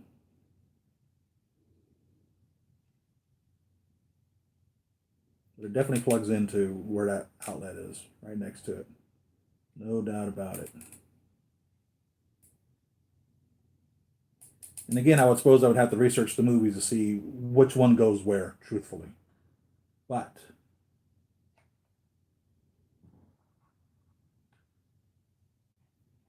you can really open him up and put everything in here. No doubt about it.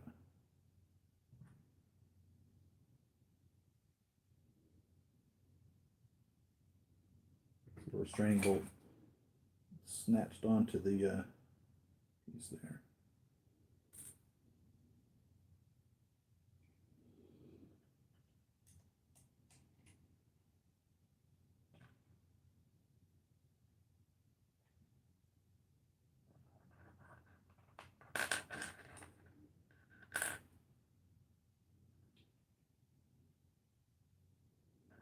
I'll be doggone. Look at this.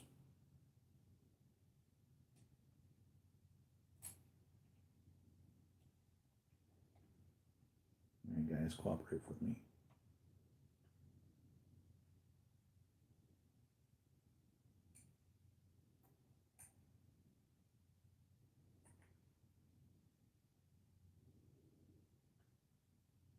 I'm plugging everything in.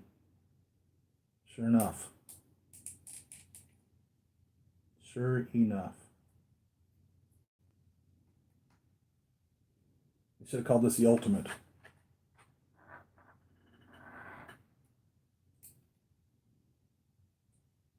There you have it.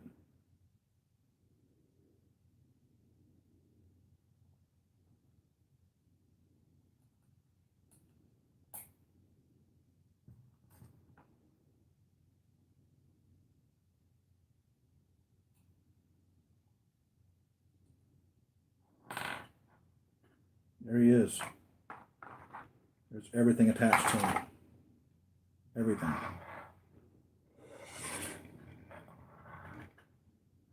And his restraining bolt.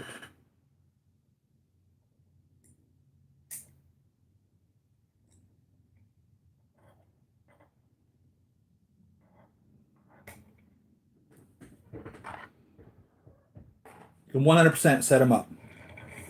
Just kind of what you want to do, right?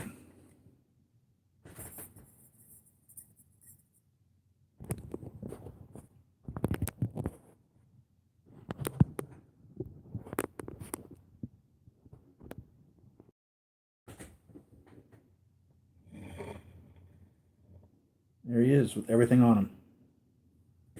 What do you think?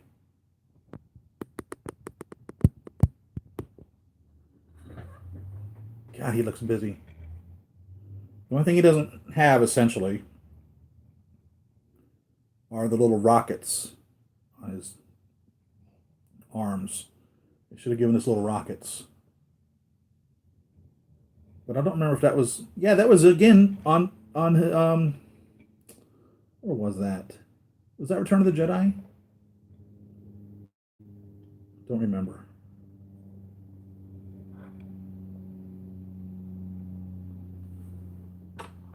Now I'm curious. Maybe the doors open on the back. Imagine they don't. But there you have it. My goodness. And I think I'm going to display just as you see it, with everything on him as such. Why not? I think I'll leave the disc into this other R2 over here. But yeah, I think he's going to be displayed just as you see him. Everything on him. That's cool. That's just insane. That's insane. They're all there. Every attachment.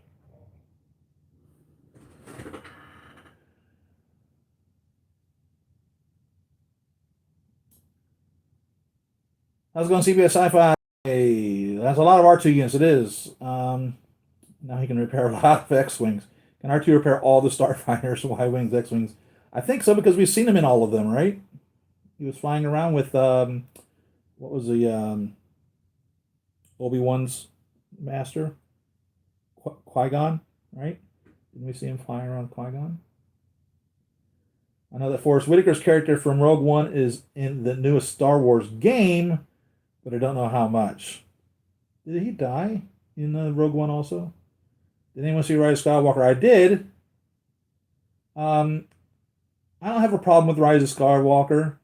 The only thing is I don't I don't think the ending was memorable enough. And I guess I kind of had a problem with how they ended it. But then again, these guys are destroying Star Wars anyhow. They have no connection to the films. They literally think by hiring somebody with no preconceived idea of these movies to put their fresh spin on it, that's a good thing. But in my opinion, that is not a good thing at all, because they don't know what the hell they're doing. It's like you guys out there. I've never seen Game of Thrones, but you Game of Thrones people who watched the series from beginning to end, I've heard a lot of you complain about how they ended it, that they just had no respect for the franchise in the way they ended it. I did watch Lost every single week, waiting for the next episode, and then on that final episode, they totally destroyed that. So that's kind of what they've done with Star Wars. They've got these people in here who have no affection for it, don't give a damn about it, don't know anything about it, and they just totally screwed everything up. And they kind of did that with Rise of Skywalker too. But I didn't find it a bad movie. It just was like, really? That's how you decide to end this? Oh, you're kidding me, right? So much more could have been done compared to the way that they did do it, and it was just very piss poor in my opinion. It just wasn't good in that regards. But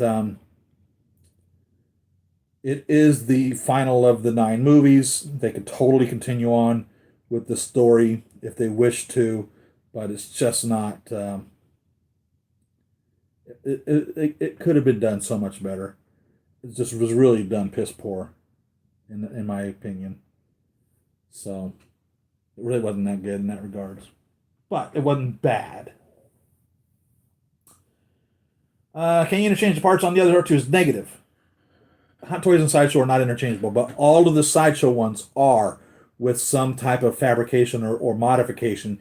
You can put the heads on an R2 onto the body of an R5 and vice versa. So if you want a blue R5 or whatever color or numbers he would be once he becomes blue, you can do that. Or you can put this dome onto an R5 and then paint it red or whatever colors you want.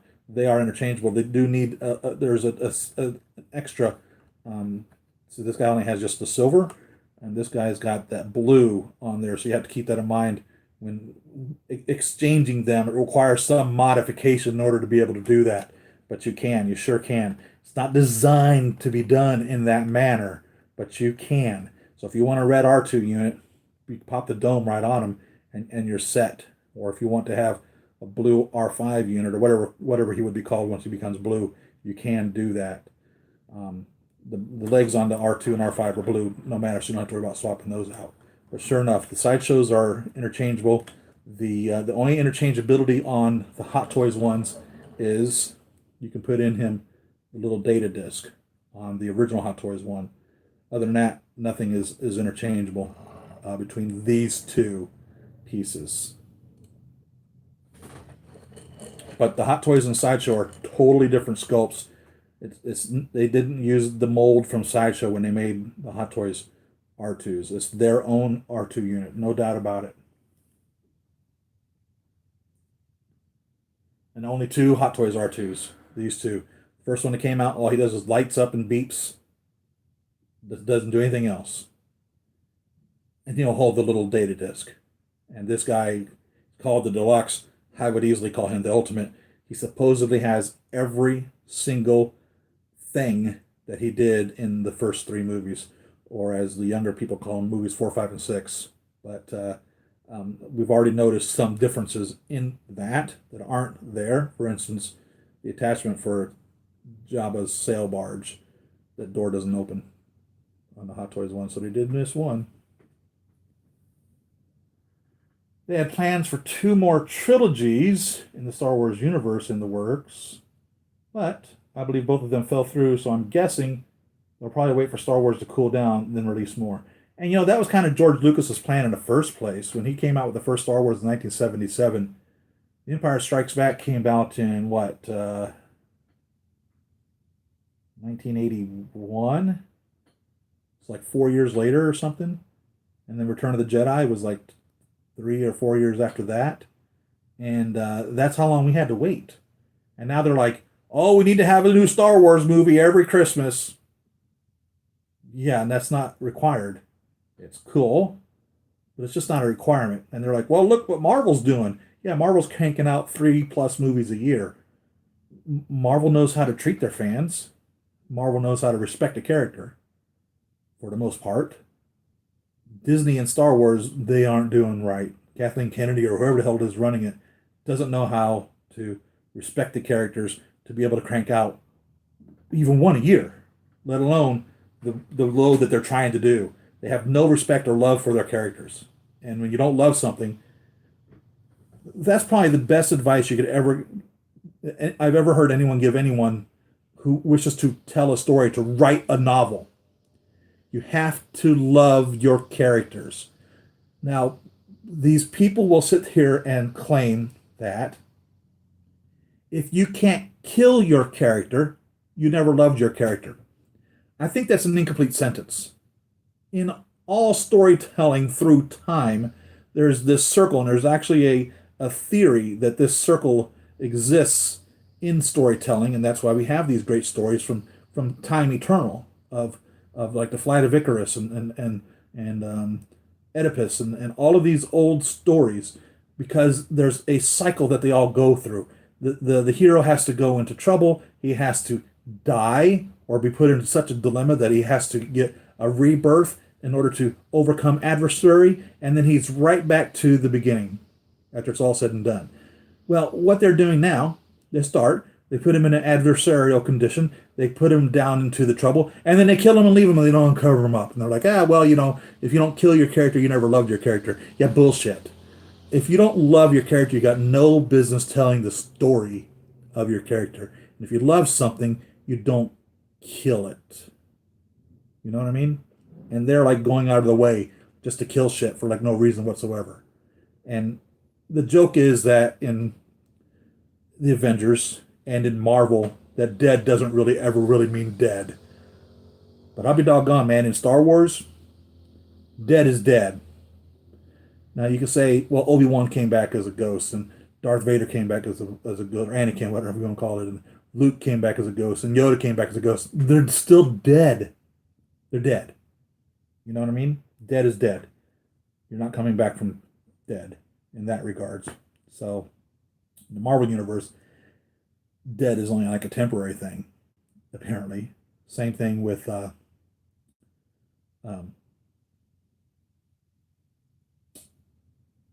I lost my train of thought. I said it a little bit ago, and I don't remember what it was I said.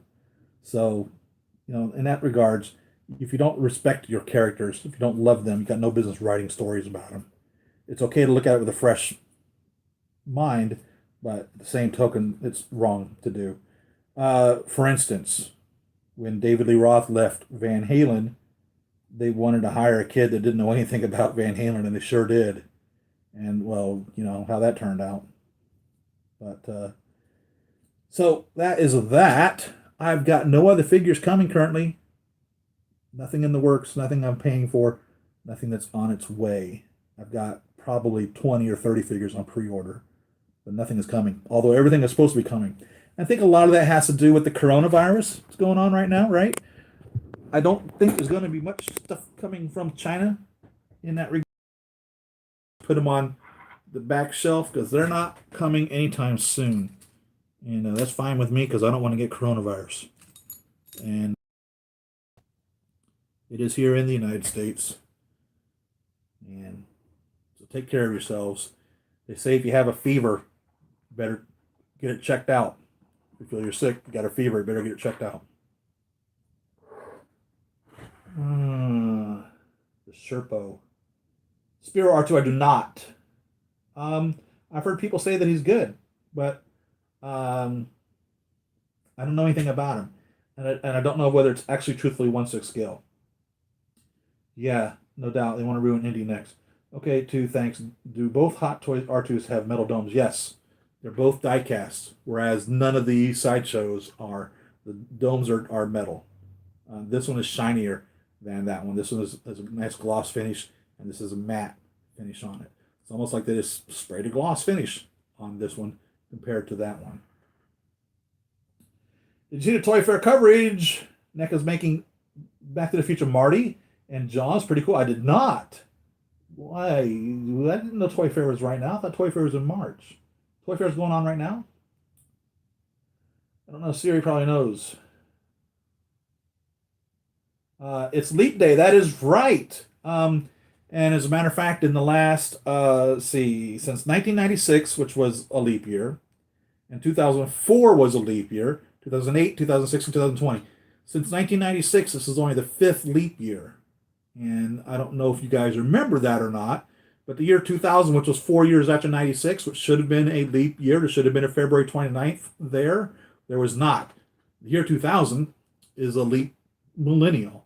So every 1,000 years, they skip leap year. So we, who were alive then, were fortunate enough to see a non-February 29th. So 1996 was February 29th, and 2004 was February 29th. 8 years without a leap year. And that's cute for people who are born today. You know, they like to joke that they're only 4 years old or 16 years old when really, you know, they're in their 40s and 50s. And because they've only been able to celebrate their birthday on the date they were born once every 4 years. But if you did that, could you imagine having to go 8 years without celebrating a birthday? You know what I mean? When you missed a 2000. But there was no February 29th on 2000. This is leap year. That was a leap millennial. So the next time we won't even be in existence, we'll be in the year 3000, where they will skip February 29th on that year. So 2996, there'll be a leap year, and 3004 will be a leap year, but the year 3000 will not be a leap year. And that's if the Earth is even still around, you know, because supposedly the Earth's going to be gone in 10 years as it is. What about Darth Maul? What about Darth Maul? I love Darth Maul. I love Darth Maul. I love General Grievous. Some really cool characters I wish that I had the ability to own. Really love General Grievous. Quantum Leap Day. I'll keep doing kit bashes. Only thing I want to get is Flash Gordon. Oh, yeah. I worry if you buy Hot Toys from China or Japan, will you get the virus? You know, obviously viruses require a environment to live in. So I don't know what the requirement is for the coronavirus. If it will exist on a toy for days, weeks, or months by the time it takes to come from here to there. It'd be something to look into. Most of the time they require some type of a moist environment, and they include silicon packets in all these to keep moisture from getting into them. So I would assume not. But I wouldn't say that for fact. I mean, they can mail deadly viruses in the mail, and you open up an envelope and you die from the virus that's in it. So I don't know enough about coronavirus to comment on that. I would say Google that. Hot Toys virus. Yeah, the Hot Toys virus. That's the virus you'll get. You'll get the bug that you can't stop collecting Hot Toys. That's the virus. I love that CBS Sci-Fi. That was funny. Yeah, you get the virus. You get the Hot Toys virus, not the coronavirus. You get the Hot Toys virus. Oh my God, I've got the bug, the collecting bug. I gotta buy them all. Oh yeah, that's the virus. I love it. Had it for 4 years now.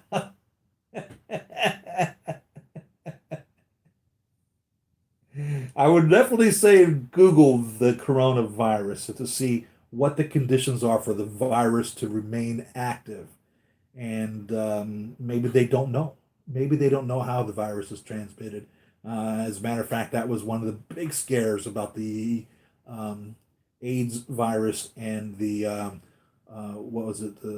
I forget what it's called when it's not AIDS. The lesser version of it. I forget what it's called now.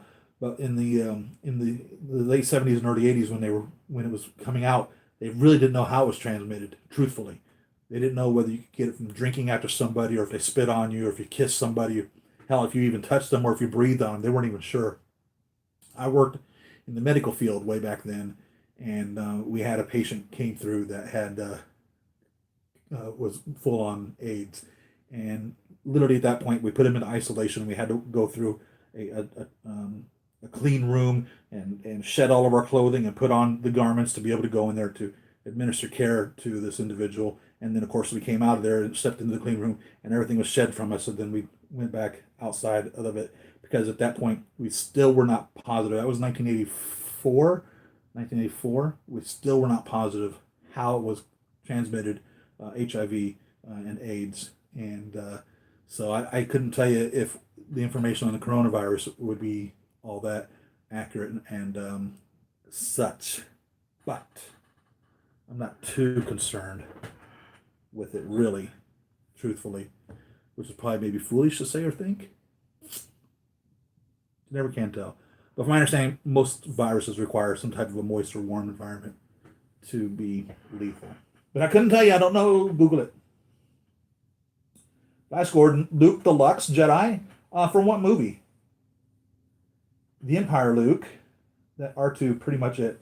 NECA Wise, a few Godzillas, and Back to the Future. I kit bashed Two-Face. Oh, which Two-Face are you kit bashing? Just bought the head sculpt and third-party body, still looking great with that Hot Toys head. Which Two-Face are you doing?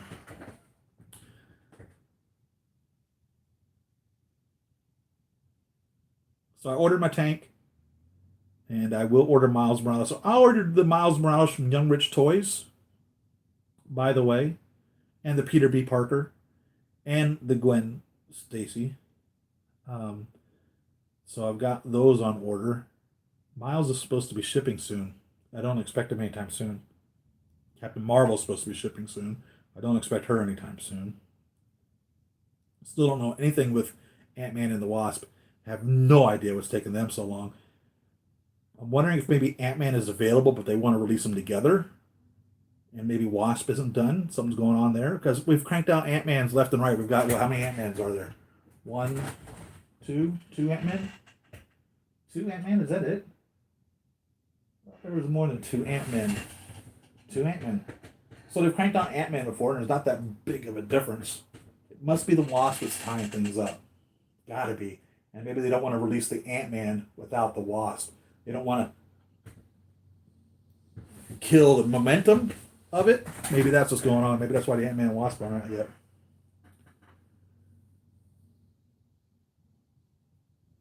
Dark Empire, Luke Skywalker. I wish Hot Toys would do a lot of figures that they don't do. I hate when they show a figure and then they never make it. For instance, Yellow Jacket. There's so many. The list is long of Hot Toys teases that never came. I would love to see the Black Order. Love to see the Black Order. Oh my God, Thanos's kids, his guys. Oh my God, Corvus Glaive and all of them. That would just be ultimate, especially for you guys that are villain collectors. Holy smokes, that's got to be some type of a holy grail. I don't know why a third party isn't cranking them out either. Truthfully, they would be a must buy by me. I'm still on the fence over Juice Vulture. I really am. I hate to say that. He makes beautiful dioramas. I was kind of disappointed with the land speeder, and I'm just really nervous about the Vulture from Juice. I really am. I hate to say that. I wish I wasn't. I wish I was so confident I could just say definite buy. But the fact of the figure is a buy for somebody to be so determined to manufacture and craft them. I'm not capable of doing that. I'm glad you did that. But, God, I'm so scared to get it. Hot Toys Cop teases. Yeah, they do all the doggone time. Falcon Cockpit, 66 Batmobile. Of course, Jazz Inc. has made a Falcon Cockpit, which appears to be real close to being out for production. Is Juice planning on making a 66 Batmobile? I know he's planning on making a Ben Affleck Batmobile. Is he planning on making a 66 Batmobile? But see, those also are just huge pieces. Hell, they made a TIE Fighter, but that really was just, they were never going to release a TIE Fighter. But those huge diorama pieces that Hot Toys makes, in comparison to just a figure, is night and day in comparison. They showed us a Captain America in the white time quantum suit, which we haven't got yet. They've showed us the what's the suit, the Spider-Man suit that they showed us, a hypervelocity suit, which we haven't gotten yet. Um, they made Tonto with no Lone Ranger. What? They promised us a Rhino from Amazing Spider-Man. Never happened. Uh, there's just so many pieces that they show. An Outrider that won't make it to production. You know, you get all these pieces that are required that you just never get. One Vision. We have one Vision, and they showed us a second Vision. They've got the Iron Legion. They made number 3. They showed us number 1. They didn't make the others. That's a simple repaint. You talk about Hot Toys doing repaints. Hell, that would have been a simple repaint, and I think they were selling them for under $200. You could have bought all 5 of them for $1,000. I would have bought them. Would have bought them easily. Terrence out in Singapore, I believe, has had a customizer make him a set of them. I don't know how many of you other collectors out there have had that opportunity to do that, but I'm certainly not capable of painting them.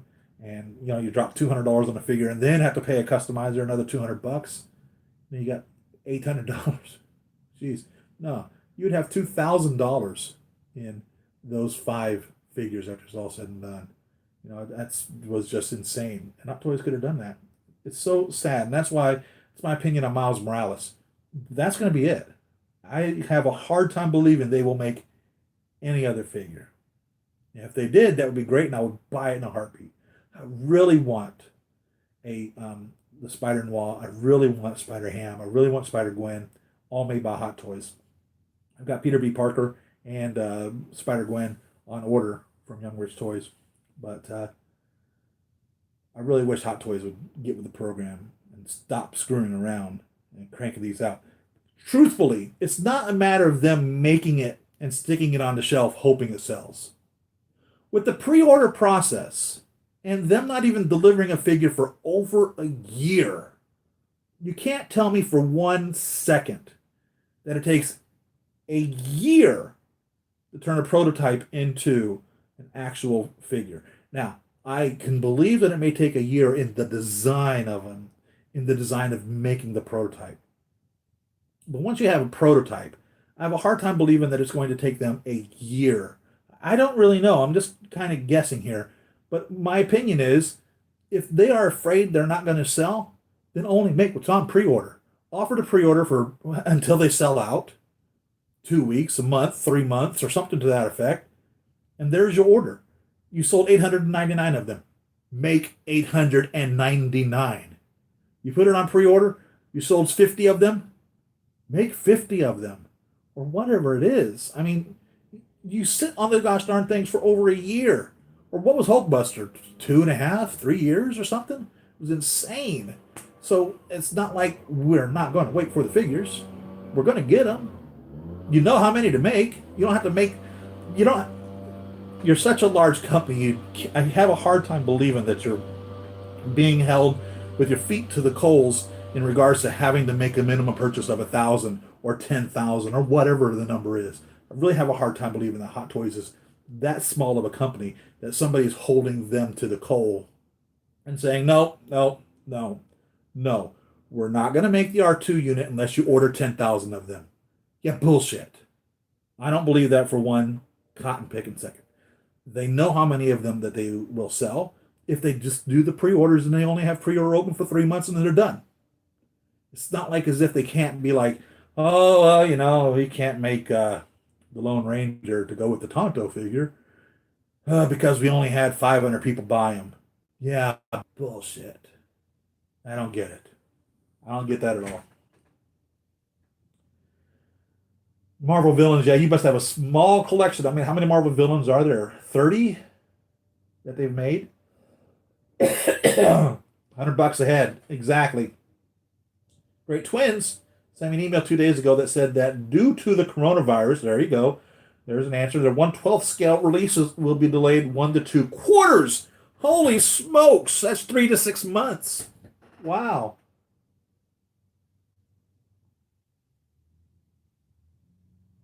I agree. I believe Hot Toys is as well affected, which, in all truthfulness, gives my wallet a break. You know what I mean? So first quarter is January, February, March. Second quarter is April, May, June.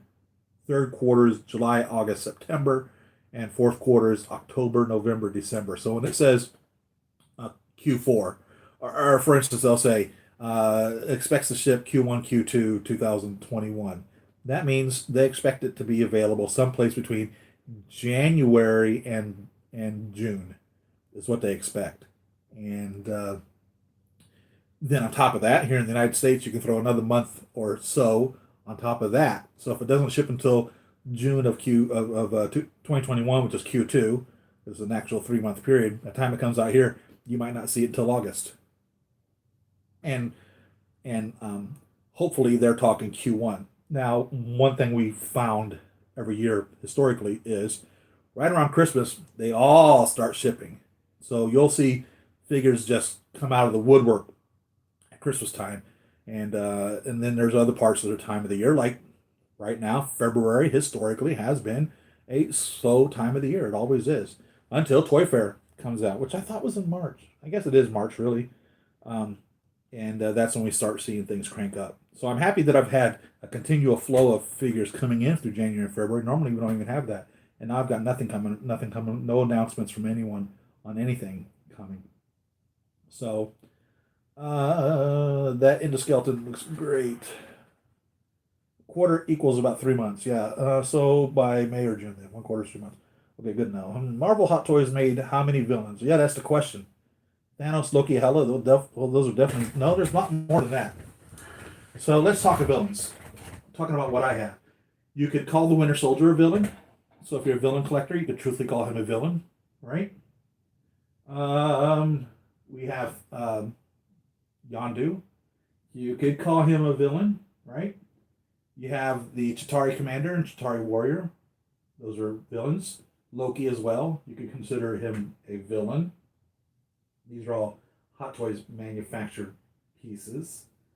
And then over here we have, on the villain side, Ultron. You can consider him a villain, right? And Whiplash, versions 1 and 2 are both villains, easily, made by Hot Toys. Electro, which in the end, you can pick Electro up for $50. That was the least expensive Hot Toys I've ever seen. You can get a Chitauri Commander right now for under $100. Or Chitauri Warrior, I forget which one. Red Skull, that's a villain. Punisher is an anti-hero. Depends on how you want to look at him, be it a villain or a good guy. He's an anti-hero. He thinks he's a hero, but he's really going about it the wrong way of being a good guy. What other villains? I think that's it. Obadiah Stane, Ironmonger. You'd have to call him a villain because he tried to kill Tony. Killmonger, you would say he was a villain because he tried to overthrow the monarchy. So how many is that? I wasn't keeping track of my count. And that's just in the Marvel line of villains. Is there anybody I left out? That's my collection of villains that I see on the shelf, made by Hot Toys in the Marvel line. Don't know of any other villains per se. Gamora and Nebula. Again, would you say they're villains? Possibly. Possibly. So how many was that? Does anybody keep track?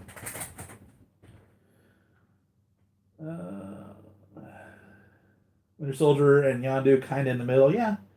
Whiplash definitely, and Ultron. Forgot about him. Yeah. Killmonger, yeah. Gamora and Nebula in the middle, yeah, because Gamora definitely comes to the other side. So does Nebula. So I guess it depends on where you stand on that. If you are pre Guardians of the Galaxy, or not, as far as that goes. But people just don't like buying villains. That's why they don't make them out. And no matter what scale or collection you get, even in the 1/12 scale figures or in the Star Wars figures, they just don't like to make villains because people don't want to buy the villains. R2 units, for instance, it doesn't matter who makes an R2 unit, people are going to buy him because he's cute and he's fun. You know what I mean? The R5 units, who gives a shit? But he's just as cute and fun, but they don't sell many of these.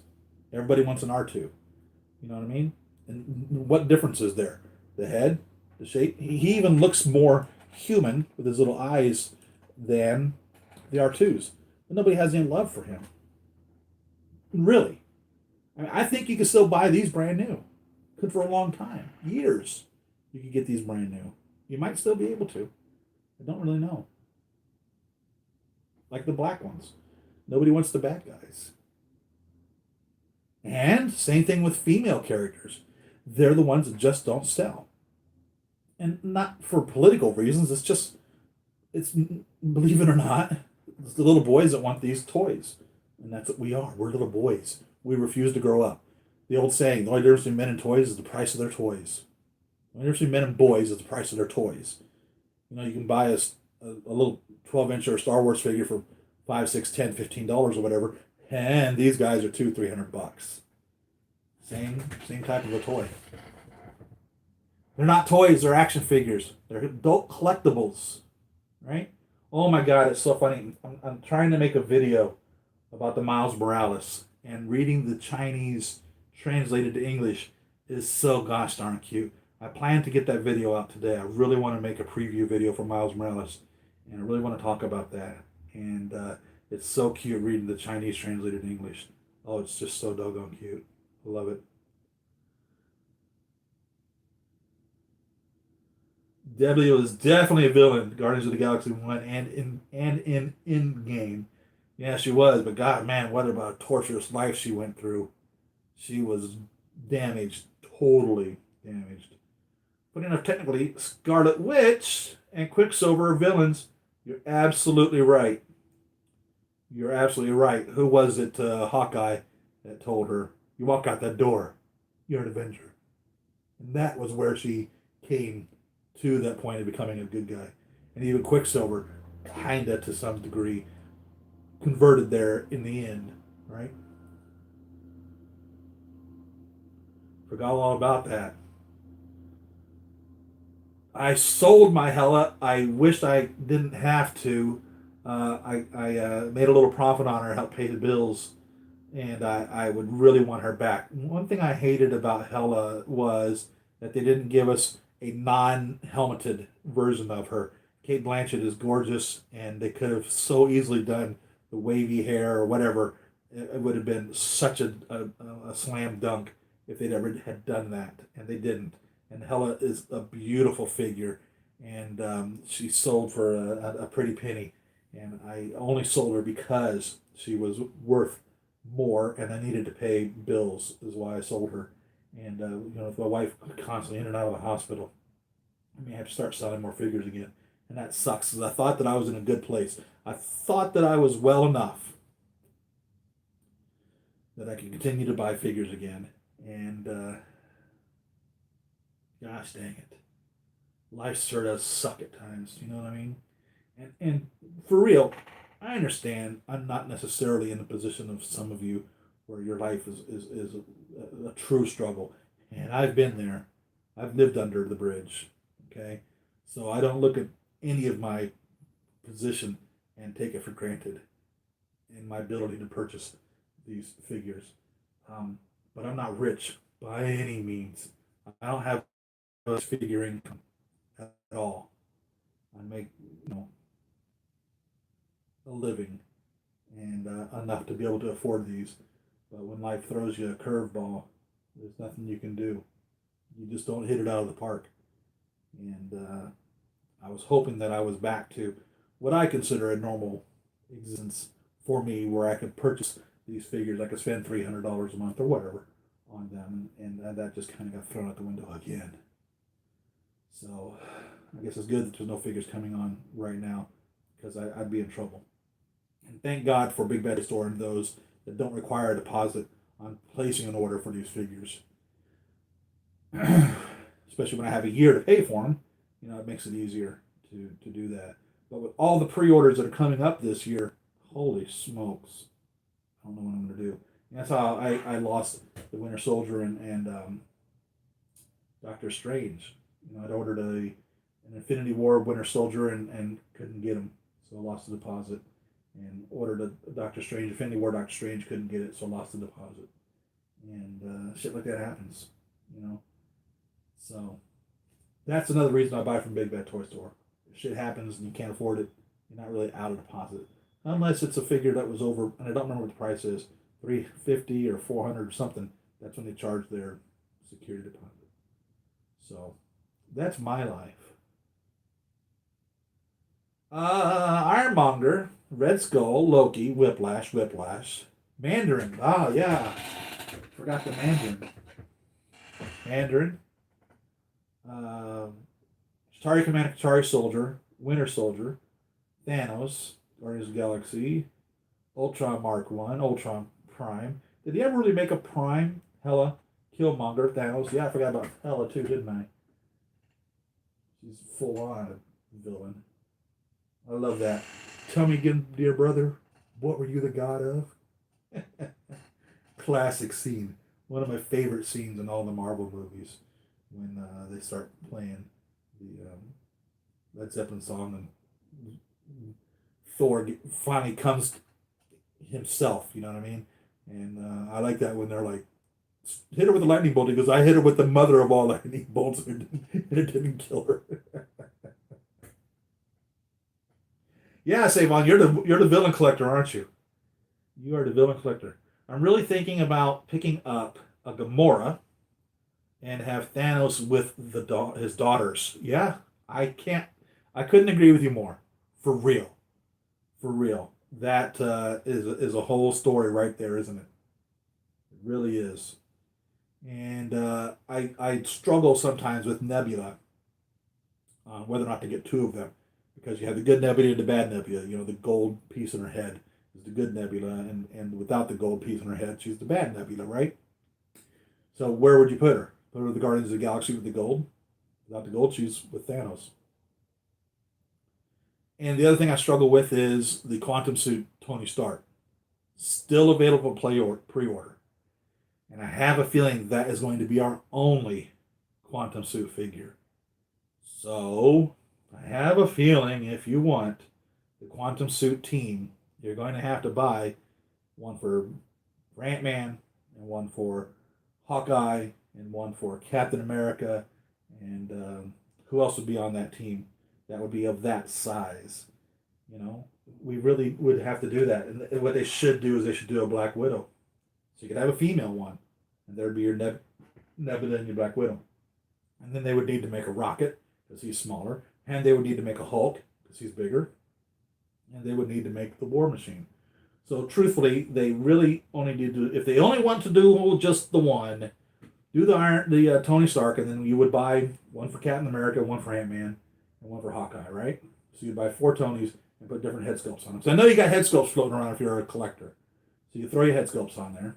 Then they would have to do the Hulk. So Tony, the Hulk, and then a Black Widow, which would also be a Nebula, and then a Rocket. So that'd be 4. They'd only have to make 4, and you could assemble an entire team from that. So I don't know why they don't do that. I don't know why we haven't seen the others. I don't know why we haven't seen Iron Man suits. I don't know why we haven't seen more of the Spider-Man suits. I don't know.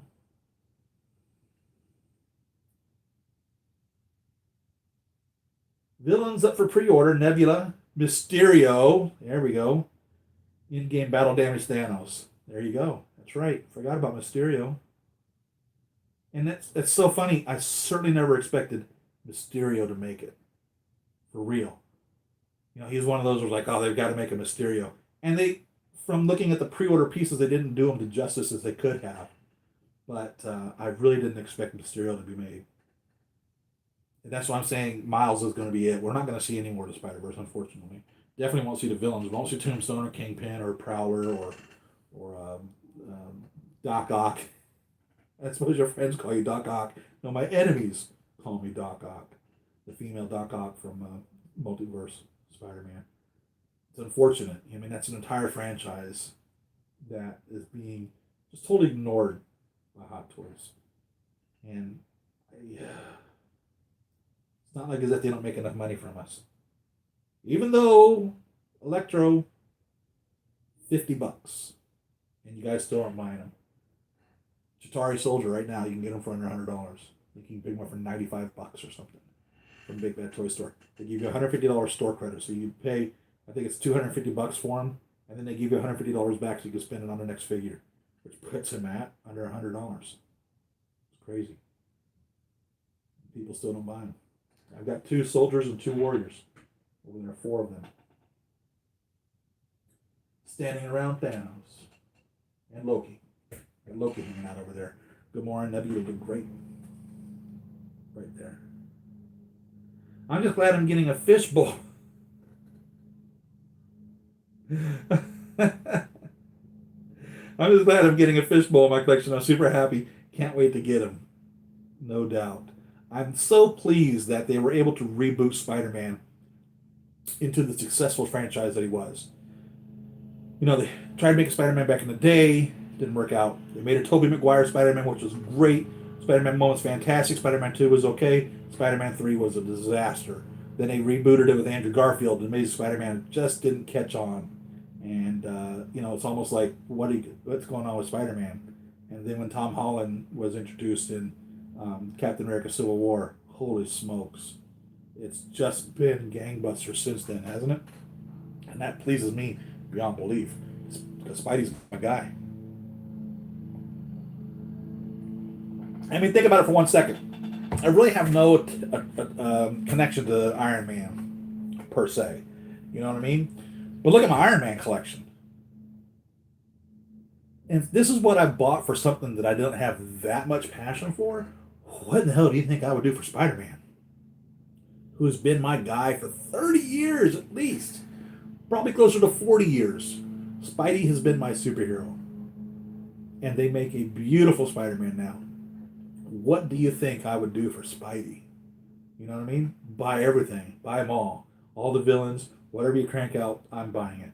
And Spider-Man has been, you know, Marvel's guy forever. You know, there was a time where the X-Men became probably a little more popular than Spidey when he kind of fell out of favor for that. But Spider-Man has always been their guy. So here it is, their number 1 franchisable product. And Hot Toys is screwing around. For real. What the fuck? I don't get it. I really don't get it. Doesn't make any sense. I know sometimes people get on Marvel for not being super comic book accurate, but where's the praise for Mysterio's fishbowl helmet and the costume design looking so comic book accurate and still awesome? I am going to not praise Mysterio until I get him in my hands. I do have him on pre-order. Looking at the photographs, looks like they have a huge seam on his fishbowl head. Now, I've not seen the Stan Lee astronaut. Did not order that. I have the other Stan Lee, the autograph signing Stan Lee in the director's chair. And that's the only Stan Lee I need. I did not buy the astronaut Stan Lee. I did think about it for a quick second. And there was another company that made a Stan Lee, and another company made a Stan Lee. So there's 4 Stan Lees that are out there. And I only bought just the original Hot Toys one. But I think it also had that same bowl configuration as Mysterio has. So I'm curious if any of you all picked up the astronaut Stan. Does he have a screwy fishbowl? Is there a big seam in the middle of it? Because if they do that to Mysterio, which it looks like in the photographs, I'm not going to be too pleased about that because that's bull. That's complete and utter baloney, for real.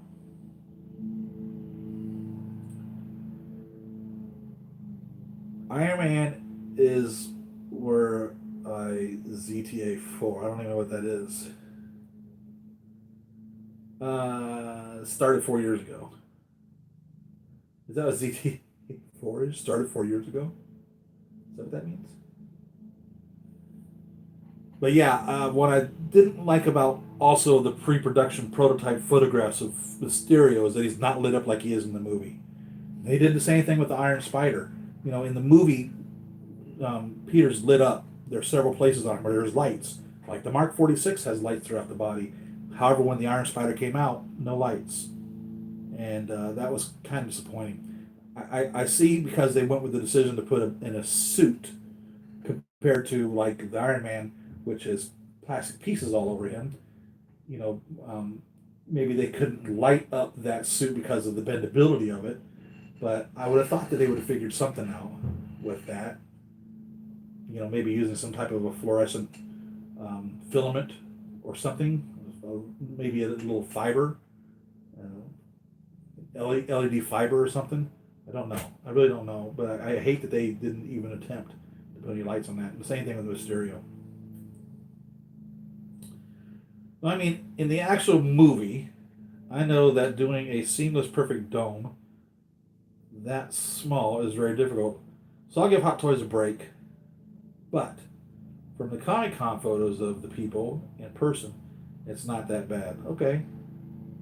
Hot Toy bug started with Iron Man 4 years ago. I'm at over 85 figures now. It's amazing. It's amazing how quickly they will come on you. For real. And it's so funny because a lot of times new collectors who discover the 1/6 collecting of the absolute immense detail in these characters and so lifelike that they just go, well, great, I'm buying everything I can 1/6 and start looking at all sorts of franchises. The next thing you know, you've got stuff on the shelf taking up very valuable space that just doesn't have any story for you. So take your time when you get bit by the bug. There's lots of figures out there, and there will be lots of figures to come in the future. Hot Toys is not going out of business. You don't have to worry about not being able to get your figures. What you do have to worry about, though, is if you miss the pre-order on it and having to buy scalpers' prices. And I swear to God, if John Deek ever sells a figure for more than what he paid for it, I hope you guys crucify his ass. I'm really sick and tired of hearing him and his friends talk about anybody selling a figure for more than what they paid for it is a scalper and they're a worthless piece of trash. You go right ahead, John, and you make sure you never ever sell any of your figures for more than what they sold for brand new. If he ever does, I hope you guys crucify him. Golly, that just pisses me off beyond belief. It really does. I don't give a shit. And I hope you guys feel the same way. I hope you guys actually look at this not only as a fun hobby, but as some type of an investment. Obviously, I'll probably never, ever be able to make any money on Electro. You know, he cost me $50. Obviously, there's characters sitting here that nobody would ever buy. Maria Hill, I have a feeling no one would ever want to buy my Maria Hill. I have a feeling no one would ever want to buy my, I don't know, most of my Deadpools. You know, I have a feeling that most of these Iron Man, nobody has any interest in whatsoever. You know, they're figures that I've spent $200-300 on that will never be sold for anything, and that's, I didn't buy them to sell them. I'm not buying these figures trying to make a profit. I'm not flipping these figures. I'm not a reseller. I'm not a scalper. I don't buy a dozen of these figures and then try to put them on eBay to turn a buck on them. It doesn't happen like that. But by golly, I hope that they become something, and you know, and one day, you know, 50 years from now on Antiques Roadshow, somebody comes up with my Hot Toys figure, and they got a guy on there who's like, oh yeah, this is the MMS 500 Iron Man Mark 46 or whatever, you know, and do you happen to have the brown shipper? Oh, price on it would be $10,000. But since you don't have the brown shipper, at auction we could reasonably sell this for $3,000. You know, I would hope that would be the case. And then John D could be, no, can't sell it for more than $350. That's what I paid for it, $350. I sell it for $350. John, they're selling for $3,000. No. If you sell it for more than what you paid for it, you're ripping people off. Go right ahead. I think that's insane. And I'm calling it out because he's calling out everybody on it. So that's my opinion on that. And I'm a nobody. Really. I'm small potatoes, comparatively. JC Hong doesn't give me a call, ask me how I'm doing or what my thoughts are on the figures. Neither does Howard Chan. If they watch my videos, peace, I love you, thank you very much. You do a great job. I love the fact that you are cranking out such beautiful artwork. JC Hong is an absolute master.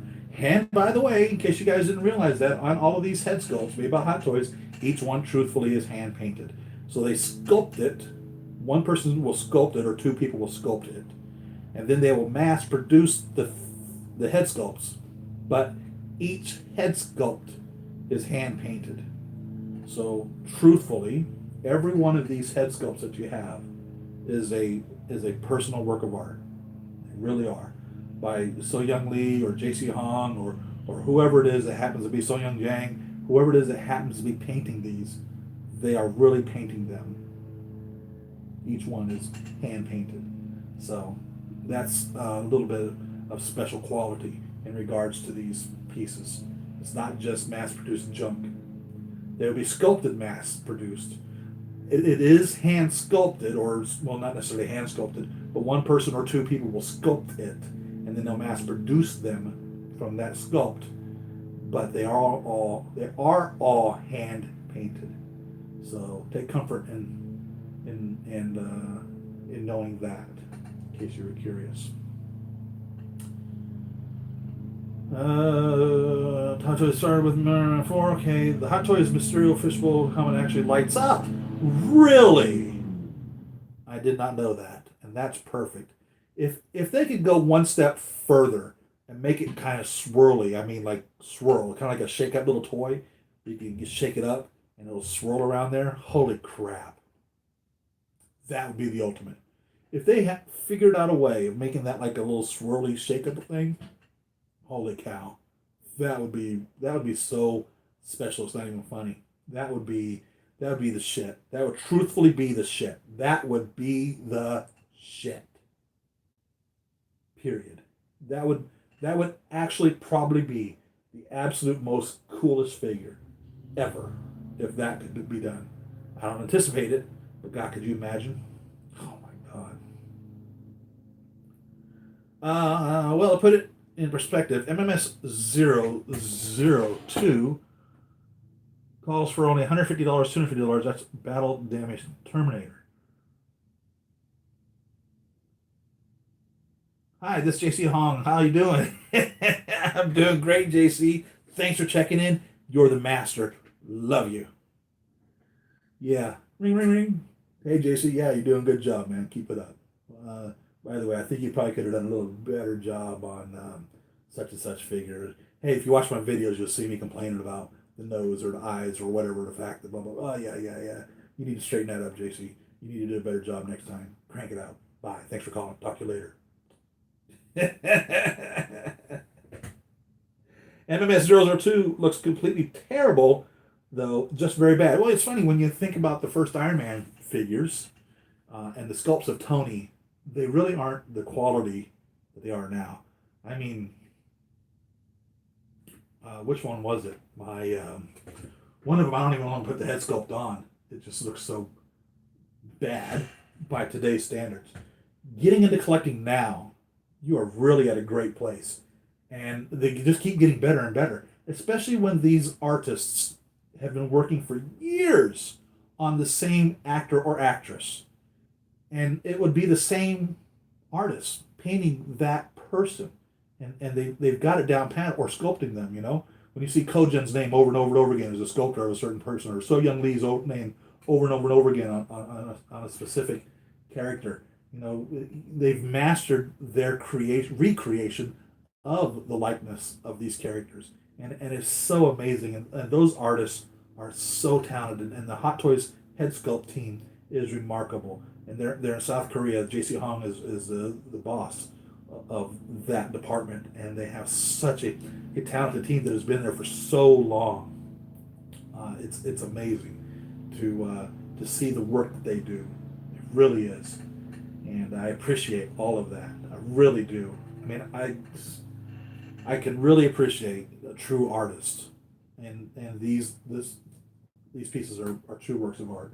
But yeah, in comparison to how things have been, you know, for instance, comparing the Mark 7 plastic version to the die cast. Huge difference. Or even the Mark III or the Mark IV or any of these other reiterations that have gone from a plastic piece to a die cast piece. It's like night and day. It really is. So I can imagine a Terminator on how that was compared to now Terminator. Oh my God. I've never seen either of them, but I can only imagine, the attention to detail and quality and difference that they've gone through over the years. And when you think about it, 20 years ago when Hot Toys started, they were making military figures. Little soldiers was their beginning.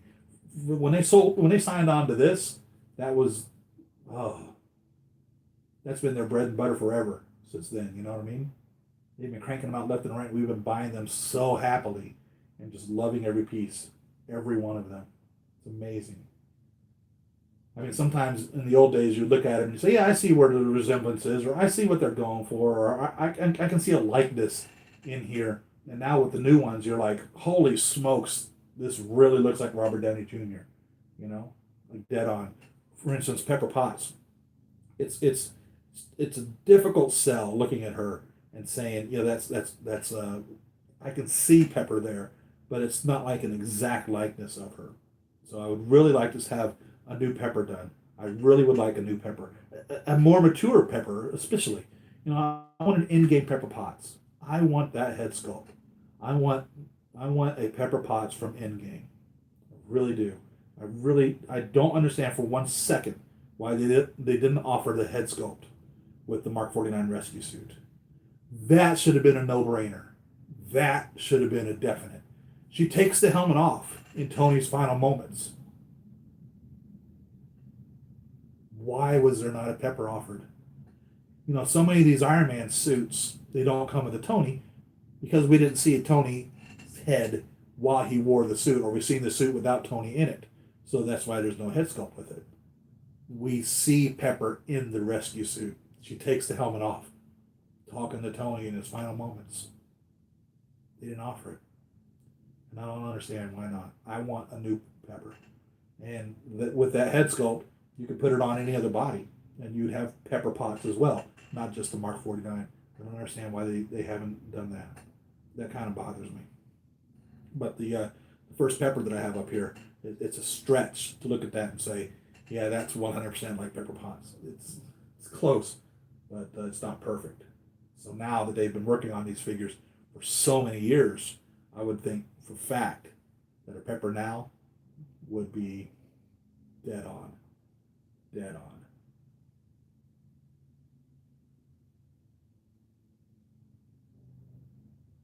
So, let's see, how long have I had you guys on now? 2.5 hours? What else is on your mind? Anything else? I don't know what I'm doing next week. If I don't have a figure coming in, which I guarantee you there's not going to be a figure coming in, you know what I might do? Because I've been debating doing a room tour, but what I didn't want to do, the quality on these live videos is just so not the best standard. It really isn't. I think best case scenario, I might be getting a 700. I doubt it, though. Probably most of the time these are only broadcasting in 360p. And I've got a 4K camera. What I'm considering doing is doing a room tour with the 4K and then doing what they call a, what is it called, where we would watch it together, more or less.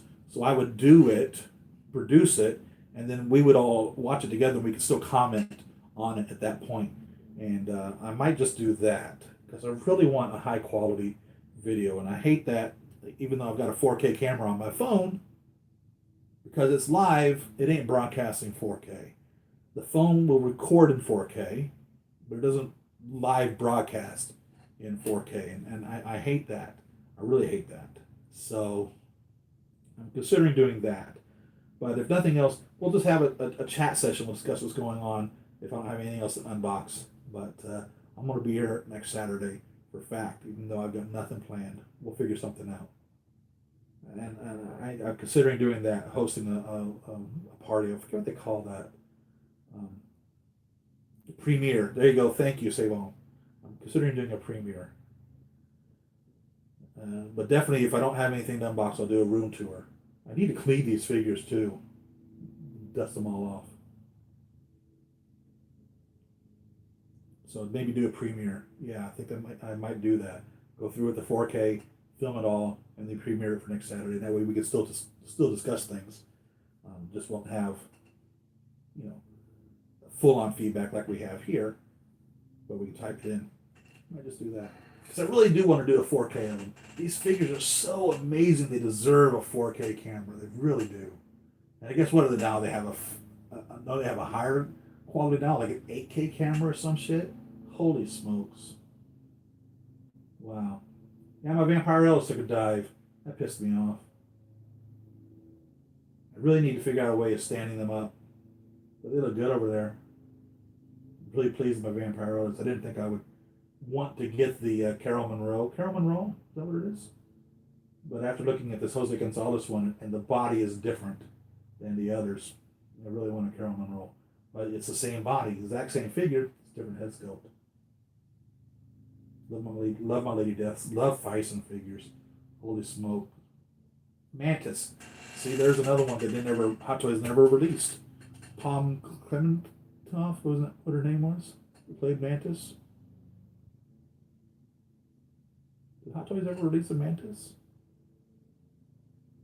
Why do I have a picture in my head of Palm chilling out with a couple of sculptors and painters from Hot Toys? Did she not get a figure? Did they not make a Mantis? Hot Toys make a Mantis? Help me out, guys. I know Bullethead and another company made one, and I'm waiting on my third-party Mantis. Got the Fison figure down there for it. Why do I see Palm in my mind at Hot Toys talking to the sculptors and painters? Something's wrong with this picture. Ah, really? So that's where my mind's coming from. So she did go there. They did crank one out, gave it to her, and that's as far as they went. That's a crying shame. And I think she's from Korea.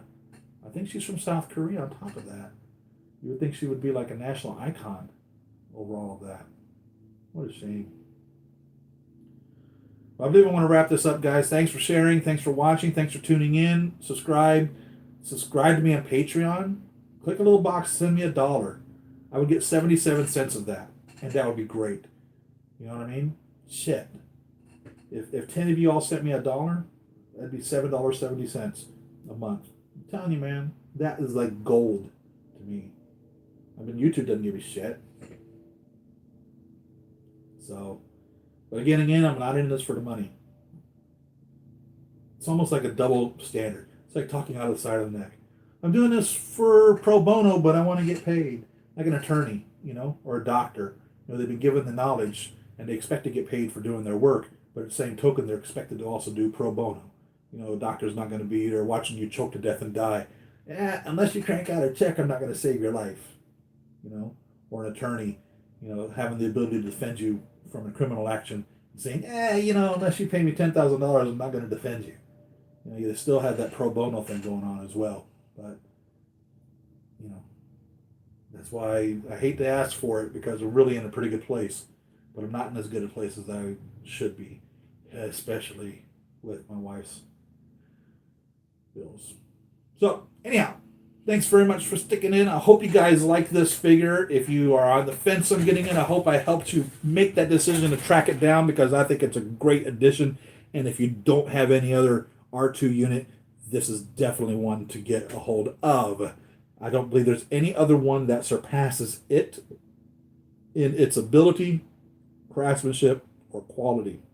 It lights up and beeps too. I just didn't set it up. And again, I'm really impressed with the Princess Leia on this. If you guys didn't see it, I'll show you one more time before wrapping this up. Some of you came late. You didn't see this. So the Sideshow one comes with this, which was in Obi-Wan's house. And you press a little button, and she lights up. You see her lighting up there? Okay. So it just pops in and out. All right. The Hot Toys one comes with these little holograms, which look much better than the Sideshow one done years ago. So here's your comparison of the two. All right. And the size difference. Okay. The Hot Toys one is hollow. Place it right over the hole. Right? Turn it on. And there she goes. She's lit up. And she looks great. And this is probably the absolute coolest thing about these. And you get her standing up in her "Help me, Obi-Wan, you are my only hope," and in her putting the data disk inside R2. So that, I think, was an unexpected bonus. I did not expect them to light up at all on that desk or table or whatever you would call that thing that he had there. But that was an unexpected surprise. I'm really impressed with this. So if you need an R2, you don't have an R2, this is the one to get. And it comes with this. Doesn't come with the table. That's from Sideshow. But obviously, lighting her up, she looks good. And she comes with this from Hot Toys that you can put a battery in and light her up with that. She'll sit right on top of that. And so I'm sure she looks good lit up. But there you have it. That was unexpected. Totally. And blows me away. So, thanks very much. Like, subscribe. See y'all the next week. And y'all take care. I love every one of you guys. Peace out and see ya.